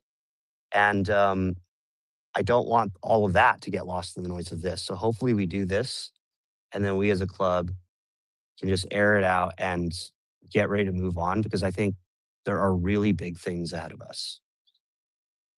Yeah, and fellas, man, I know I'm gonna give it to the hands, but I want to say something real quick. I love how you addressed it, Figgy, because that's the same way I addressed it when I spoke to him when I was on the stage with him and Adam were discussing it. It was let's be real. There's some apes that are new apes who may not know the history, and then there's apes who know the history, and those apes are not so easily to forgive. And that you have to understand that. So you can't, the club being a decentralized club is what makes it special. Nobody's going to stop you from owning an ape, but people are definitely going to be wary if you have a past that they don't rock with. And at the end of the day, you know, the olive branch has been extended, and the decentralized club will fire your ass up if you go ahead and burn that bridge that has just been built. We can't wait to fire your ass up. So I'll just leave it at that. But hey, Don, what's going on, brother? Good afternoon, Illa. I was in a space yesterday where the person in question, was insulting people, calling people retards, saying, "Oh, you're only a mutant. You don't get to talk to me," and stuff like that, right? Doesn't matter what they've done in the past. Doesn't matter what they said an hour before the call. For me, that is trying to get sorted out is good. I understand people say, "Oh, why should they have access to Figgy and things like that?" I get it, but this is the way that I see it, right? It's very easy to say, "I'm going to change, I'm going to be better, I'm going to do it all," or whatever. The proof is in the pudding, as we say in England, right? So for me, it was great that you have that call and say, "Look, this is why the people that know who you are have got issues, and the way you're acting right now on Spaces probably isn't helping with the people that don't know who you are, but you've got this opportunity to go forward and change everyone's opinion. Now, you either take it or you don't." They're not here now, they're having their own space, so they're obviously not interested in this. But they've got the opportunity to prove it, and you guys have given them that.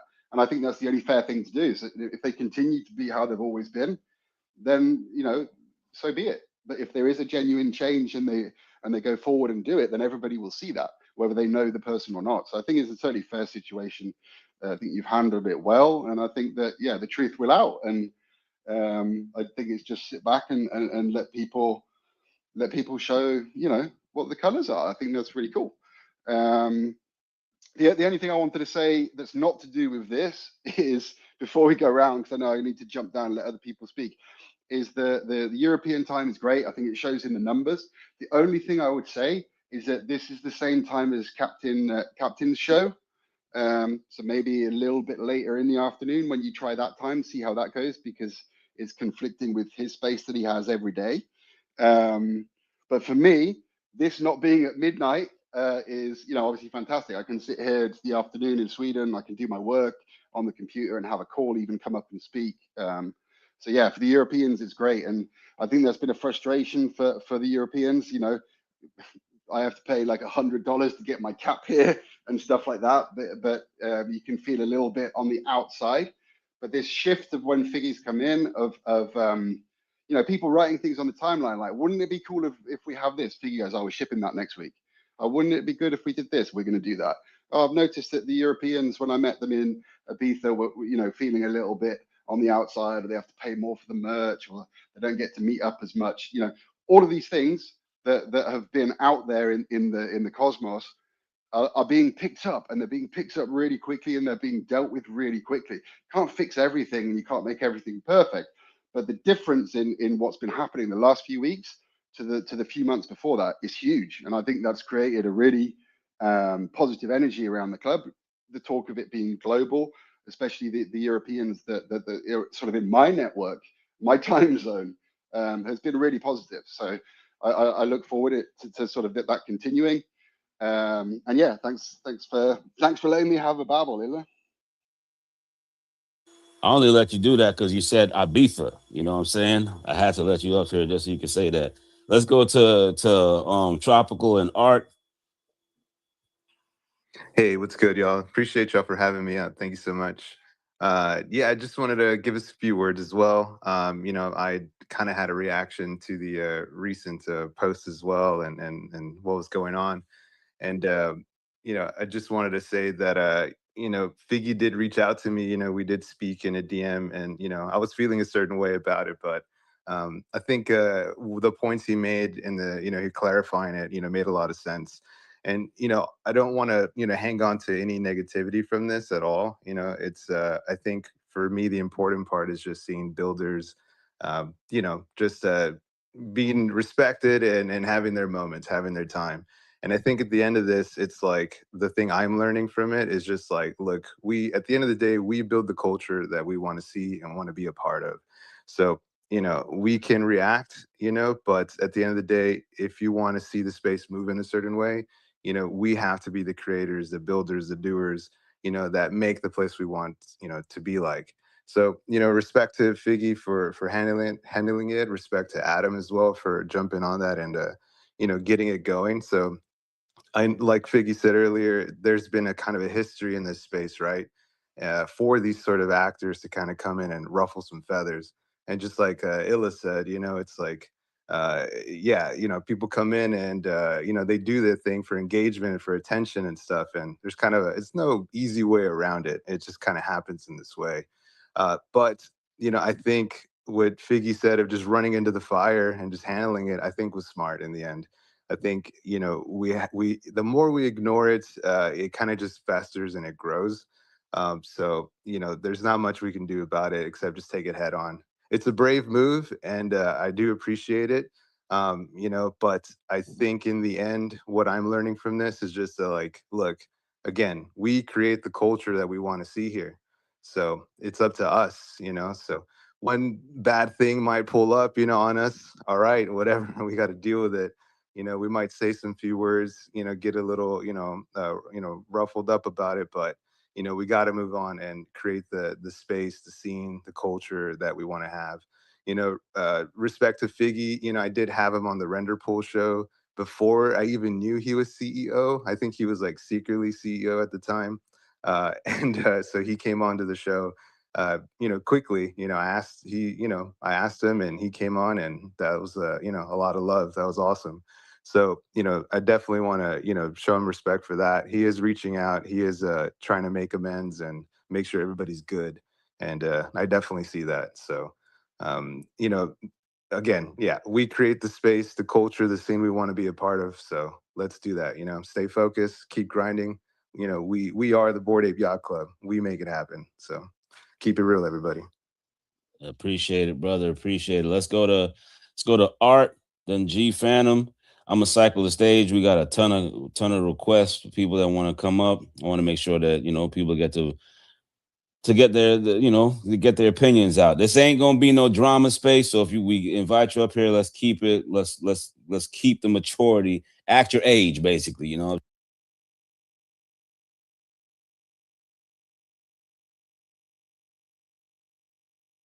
GM, how you guys doing? Just want to start this by saying Ape Chin on top, BAYC Ape Chin on on top. top. Yeah, we're gonna keep Ape riding. Chain That's out how it is on top. But quickly, just want to say I respect everything Figgy has said. I respect the club. I respect Adam. Like I said, respect everyone in here. But we got buzz, right? And what comes with buzz is hype, and also comes flood, right? You got a lot of people excited. You got a lot of people changing PFPs. You got a lot of people even buying dogs to change their PFPs. And at the same time, you got the flood coming, right?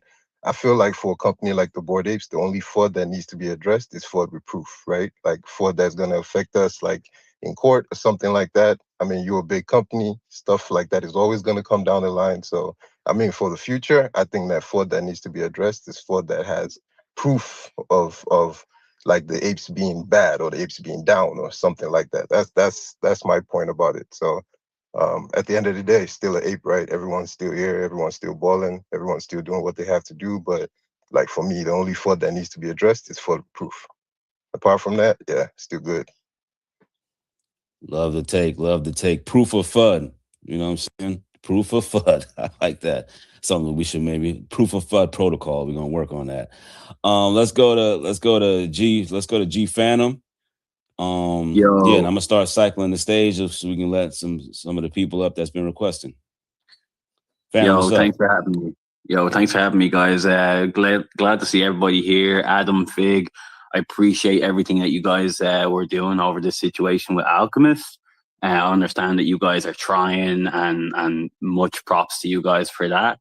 I will just say I was just with J Bond on the speaker panel with Alchemist before coming to this space.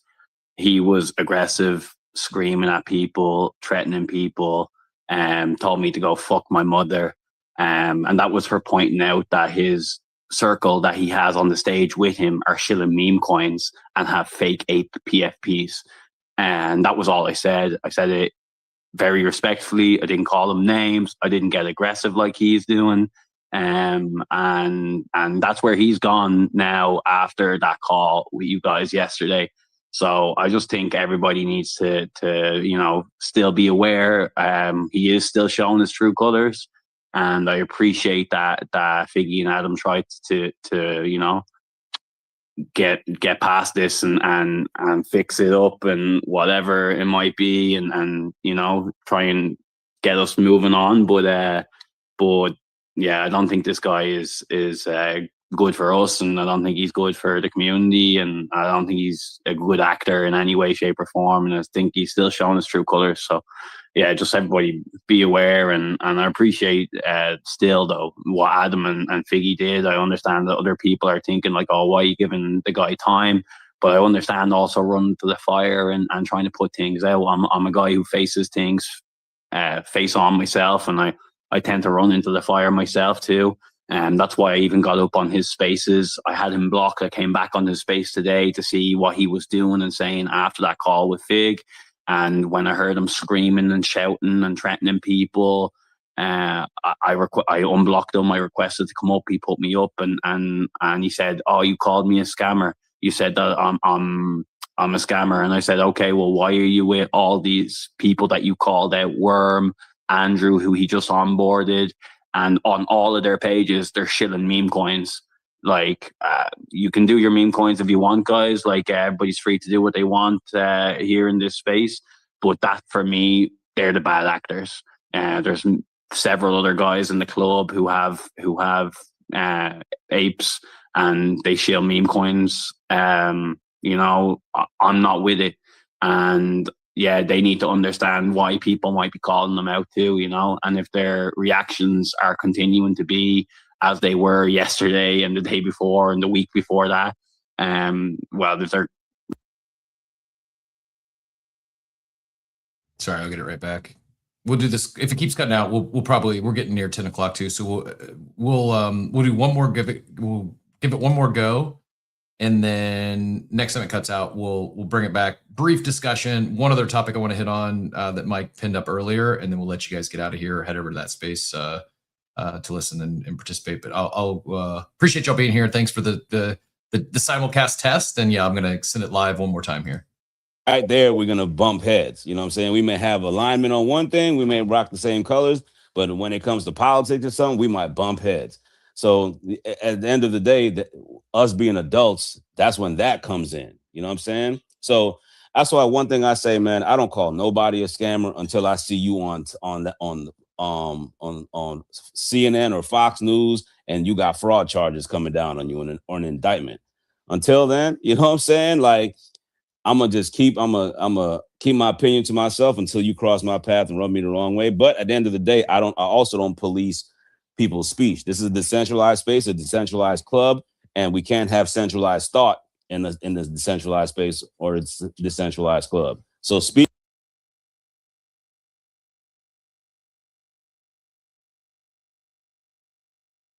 or anybody with a Yuga badge policing the space. You know what I'm saying? We ain't gonna do that either, because at the end of the day, you being a grown man with children should police that shit should police how you moving first and foremost.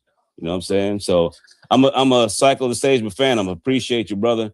I'm a cycle the stage, and we got Amp, we got Hype, we got Brother Machi up here, but we're gonna keep it moving. Appreciate you. Good morning. Good morning. Listen, at the end of the day, is new leadership, right? So, and all these little situations needs to be addressed. Shout out to Figgy. Shout out to Adam. I'm more like Adam, always trying to be a peacemaker, you know. So, but at the end of the day, as a unit, you know, we need to come together in order for this.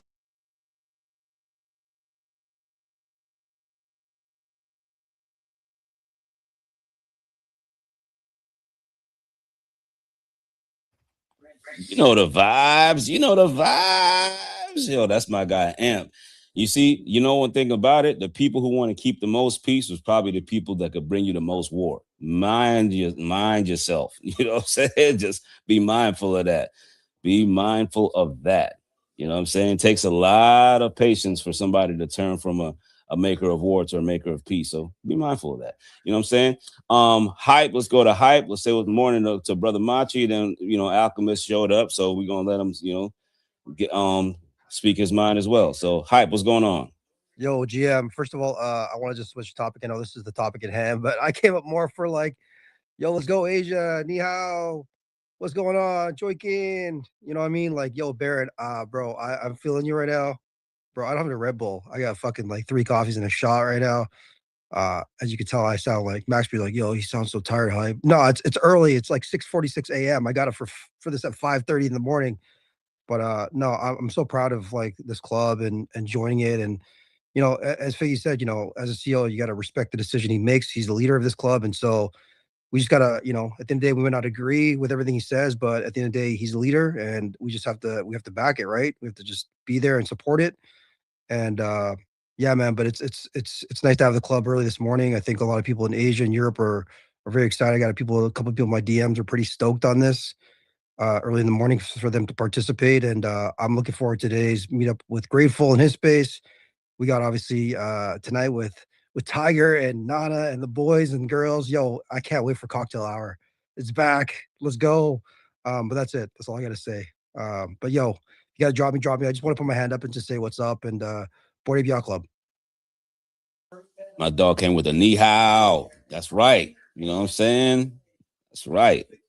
Great energy, global club energy. Machi, what's going on, man? Machi, what's the vibe? Yo, Illa, it's been a while.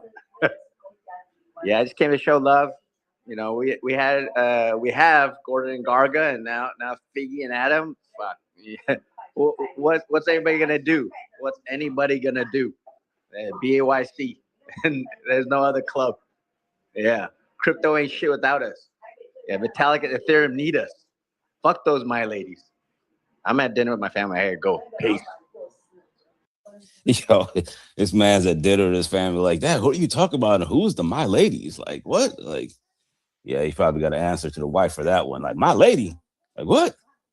Shout out to Machi. Shout out to the whole club, man. Alchemist, how you doing? To see you raised your hand. What's going on? I was hoping I could just address the room with love. I promise. Okay, so here I am. I came here a little late. We were listening in on my show. I know that I might be an abrasive figure to some of you, especially Illa. Me and Illa actually have history here. I tried to approach him man to man. We had a conversation about it. And I understand how he wants to protect the club. I'm here disarmed, trying to say that I'm trying to build with you guys. I worked really hard to try to clear my name. And now I'm here just to try to rock out. I'm not trying to change things. I'm trying to bring different eyes here that frankly weren't talking about you guys. And that's with love when I say it. I'm here for any question, any problem people have with respect. And I listen to Adam and Fig. I love these guys. Me and Adam, I think, caught a vibe the other day on the phone. And I really respect this dude. He's a real guy. Fig has built real shit. I really respect his time. Please don't come down on this man for this shit. Seriously. I wish they spoke on the call. More than half of the call was out sharing ideas, simple ones that I thought could be really cool. It wasn't me upset. The tone and tenor of this call was great, and it was about how do we fix it. And he presented a bunch of ideas, and I immediately said, I'm on it, without any hesitation. And I'm being as genuine as I can possibly be. I call out scammers for a living. You can just follow my content. So I'm here with you guys. I'm not trying to change anything, your core values. I love the streetwear kind of yacht club in the swamp vibe. I want to stream in the video game. I want to bring different eyes here. You guys are really good at what you have. You have spaces every day. It's a different guy doing it. I kind of do a different thing. I'm not trying to drag you over there. I have my own audience. I'm trying to bring them to you guys. And I've had a lot of people that rock without grab apes, grab mutants, jump in the game, and get very excited about ape chain, ape coin, and things that we weren't talking about on our side of CT. And I don't think we should maybe demonize meme coiners. I think you're locking out a huge area of this place. I'm not trying to drop a meme coin. I'm not trying to drop a meme coin on the Bored Apes. I have nothing to sell you. I'm here to learn, grow, and make a whole lot of content. I am a machine.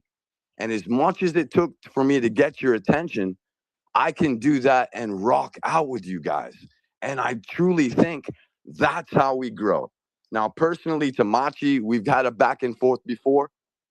I have no personal problem with you. And if I've said things that offend you, that's not coming from the team told me to say this. This is man to man. I don't even know you like that. I apologize right in this room. I'm not trying to ruffle anyone's feathers here. I've apologized to Illa. Me and Baron, where this thing started, had a really good conversation that day. I was hoping it would end with a post getting deleted. It didn't. But we had a really good conversation. There was no yelling. There was no name calling. And I'm sure he would say that much if you asked him, because I think he's a real guy. I want to grow with you guys. I'm not trying to wreck anything you're doing. I'm not trying to mess up your vibe. I'm trying to vibe with you. Just give me a shot. And then if I fuck up, throw the kitchen sink at me, bro. But give me that shot. I don't feel like I got it. I came in here to vibe with you guys. The post changed all that. I think we can move past it, but you have to understand the context and why I got so loud. That's done. Now we can get to work. Let me know what I can do. I support every one of you guys, and I'm here for you. And I've met really cool people along the way, like Bert, who like literally dragged me through Open Page and how to create avatars, where I had to send this guy 30 screenshots of my MacBook Air in frustration. And this guy, for nothing, sat on a weekend for hours with me. I never could have created a single avatar to try to get new people in the game that don't have the ape or the mutant yet. That's like what I've been trying to do, is drag my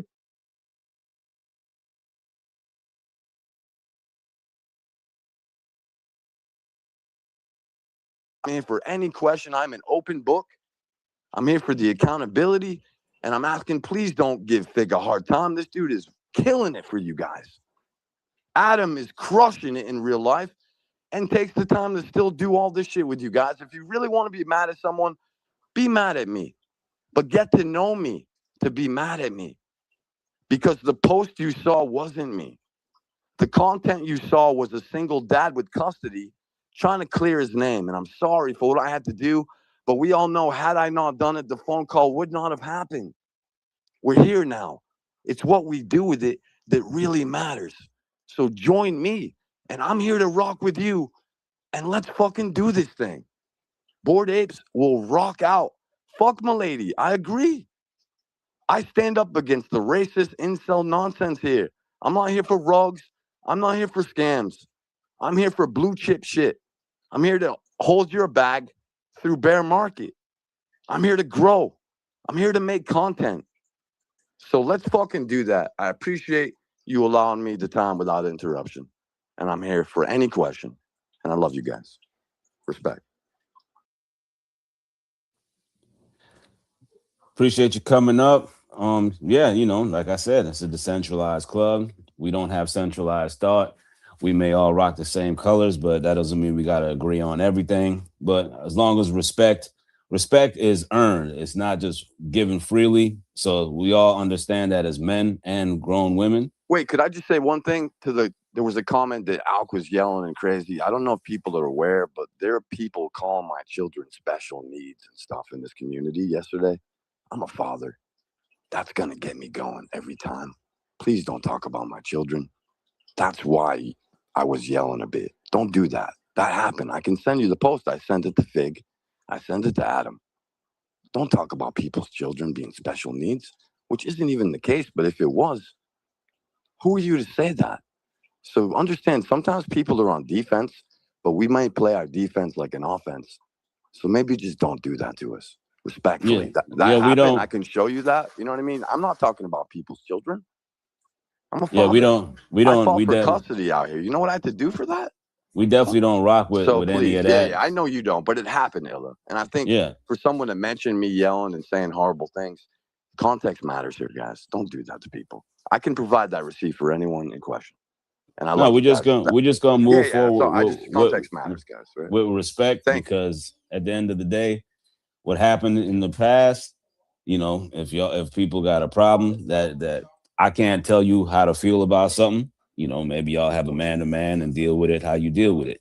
But moving forward, let's, you know, everyone just be respectful, and everyone's gonna be, you know, just going to be watching out for how everyone moves in this space. And if you have a problem with somebody, maybe you hit them in the DM or you jump on the phone. But don't think, that there's going to be policing going on all the time with all 19,000 of you motherfuckers. Like, y'all are grown, man. Like, come on now. Who's next? Who we got up there? I thought I saw my man Apewell. Oh, Apewell, what's going on? Oh no, Smacks had his hand raised. Smacks, how you feeling? Good morning, everybody. Just want to say this is an awesome space. Glad to see everybody together. Wanted to say what's up to Fig. He gave me a follow back yesterday. So that was an awesome moment. Me and my wife are both new to the club. She got a follow back too. So we were having a great day yesterday. Thank you, Figgy. Adam's also followed me back, plus a lot of you guys. Just been surreal being in the Bored Ape Yacht Club. Only been here for a month or so, and it's been really cool. A lot of people have been welcoming me in. Baron reposting my posts, commenting on things when I was just brand new. Nobody knew who I was. Multiple people reaching out. Was at the clubhouse meeting last night with the Welcome Apes. My wife got welcomed in. Everybody was really nice.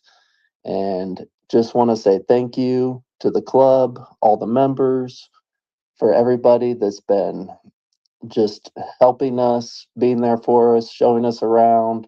We've been in the other side, trying to figure things out in there. It's all new to us, but thank you very much. Great club, great people. We can't wait to go to one of the meetups and just get to meet everybody. And thank you. Thank you, guys. Man, Smacks, appreciate you. That's that energy, man. Yeah, on that note, we probably gonna go to one more. My guy, we're gonna go to my guy April. Then we're gonna shift it. We're gonna go to NGB Spend. I think we spent enough time on this, man. It's all about the vibes. Like, I think that Smacks just gave the room a good shift in you know what I'm saying? Like, what's it called? A palette. What's it called, man? It's a nice palate cleanser. Yeah. Palette cleanser. Yeah, there it is, man. I knew it. I was trying to think it because when I go smell cologne, they say it, and then when they give me the coffee, you know what I'm saying? So let's go to my guy Ape Whale, and we go. Oh, hold on. Let's go to Tiger first. We gotta go, ladies first. Tiger, I'm so sorry. I've been sitting here, and you've been on stage, and I have not addressed you. I feel terrible. Go ahead, Tiger. Do better, Illa. Oh my god. I'm just kidding. No, let April go first because he's gonna get mad at me if I end up going first and he's gonna be like, it's always Tiger first. So let April go first, and then we can change the vibes for sure. You know what they say, whales before tigers, right? Oh shit. Yo, I just wanted to shift everything and say good morning to everybody. I'm looking forward to Ape Fest news. And I want to show something real quick. I'm doing some playing cards with the community. If you guys want to get your ape submitted into the deck, I posted a tweet about that. And that's all I got to say, man. Good morning. And I don't got a lot of time, but I appreciate you guys having me up. One thing about April is always building, and April, you can pretty much guarantee my Cheetah IP is readily available. Let's go. I know I got right. Adam. Adam gave me the okay. And PP Man, Baron gave me the okay. I got Illa now. I'm waiting for Figgy and Garga and Gordon. If I could get you guys in, man, it'll be so dope. Man, say less, no stress. Let's go back to Tiger. Alrighty, not to. I would also. The Tiger's a legend. April's a legend.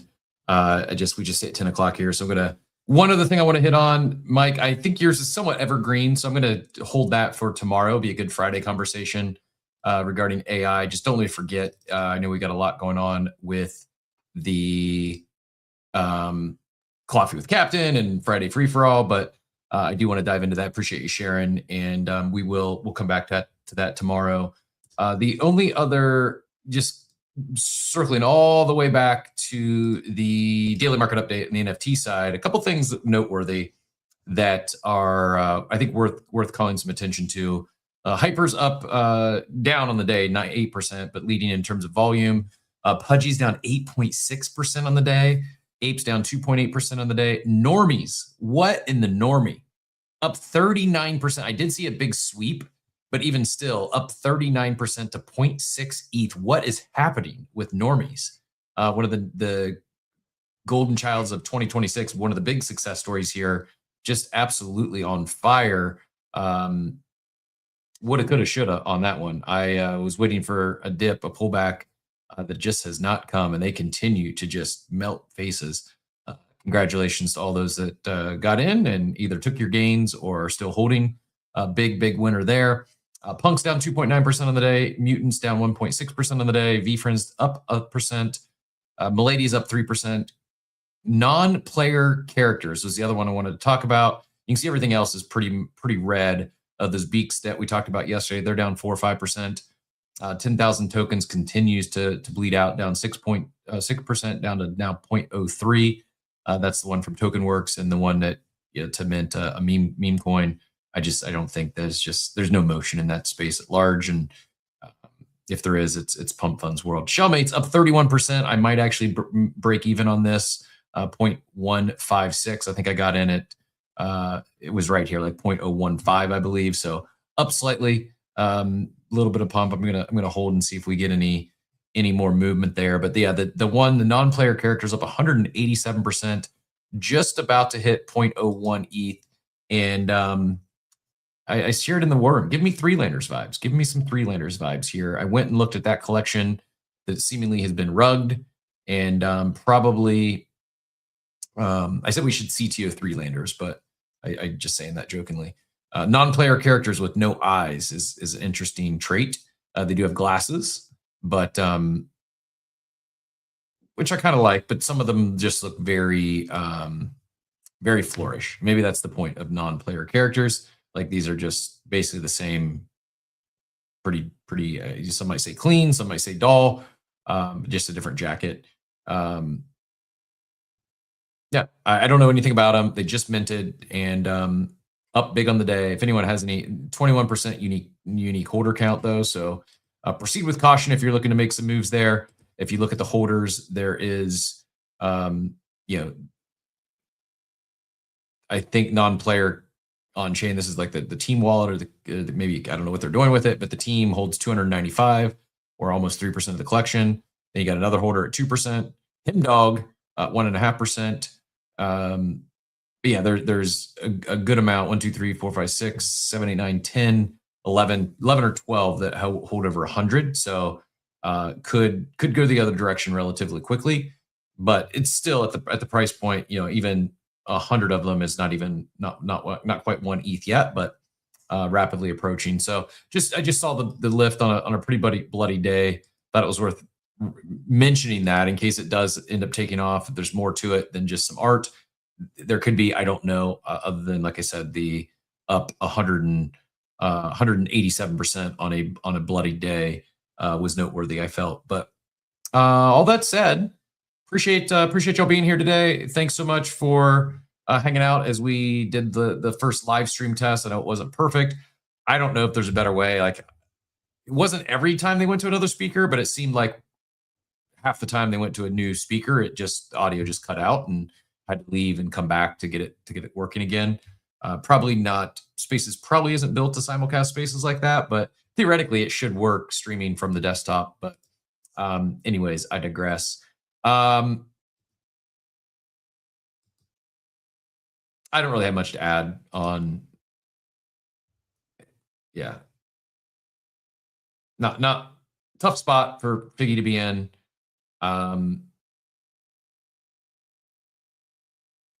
I do believe in giving people second chances, but some stuff is pretty recent history, and it's also like how people act and move. Like, I don't know. Some people are on this app and purely for engagement and to drive attention and to get more eyeballs, and to do so they will bot their own posts or spaces or whatever to make it look like there's more people care than really do, and some do a good job at it. Not my journey, not a game I play, but yeah, I unfortunate that for all the good that the club is doing, in particular, all the momentum that's been built since Figgy took the CEO reins, it's unfortunate that some drama like this is a distraction, but it is. And I guess better to meet that stuff head on than just attempt to ignore it and it not going away. At the same time, I think giving things, not just this situation, but anytime you give some sort of drama attention, that's exactly what the drama starter wants. And just gives it more life, gives it more air. And yeah, I'm just not one for drama really to begin with. And we will see. I mean, per some of the other comments there that yesterday, today, still some pretty aggressive comments towards other club members in the club. And I don't know this individual. I've never interacted with him. All I know is this individual commented on a post of mine and in some pretty vulgar, took some vulgar shots at me. And I've never interacted with him, never followed him. And unprovoked, they took some shots and some ad hominem attacks, started calling me names. So I agree, you shouldn't talk about other people's kids, but you also shouldn't just take random unprovoked shots at people as well. Anyways, I digress. That's all I got on the topic. We'll be back tomorrow with some Friday good vibes. We got a coffee with Captain, courtesy of BZ and Joey and team over there. $250 coffee with Captain, not just anyone. We've got a few of the silver varieties, but that gold claw pull is $250. We just saw unless someone hits it today, between now and tomorrow morning, a $6,000 plus Charizard is the chase item, and we're gonna hit it here on the show tomorrow. We're gonna end the week with a bang. And also, before I forget, I did pin up top the Coffee with Captain account post. Episode 6 of Doma on Air goes live today. We're going live at 1 p.m. Eastern. We've gone live from the Doma account. Would love to have you join us. It's going to be Fred and Ender and myself. Fred and Ender from the Doma team, and then Brandon Pollock. Got a chance to meet Brandon at Dominion, the Doma conference, and Sharp Guy, a domain OGer, and going to be talking among several things. One is alert.ai, that domain that he recently tokenized and saw some quick traction with it on Doma. Braden, excuse me, yes, not Brandon, Braden. Thank you, producer Payne. Yeah, going live at 1 o'clock today from the Doma account. Hit that up top. Actually, yeah, Doma is tagged in the image. So the Coffee with Captain post, you can see the thumbnail, and then tagged in the picture is Doma Protocol. Go give them a follow, and you'll see us. We go live at 1 o'clock today. Would love to chat with you all there. And if we don't see you, we'll see you tomorrow morning for show 1171. This is Coffee with Captain. Have a great day, everyone.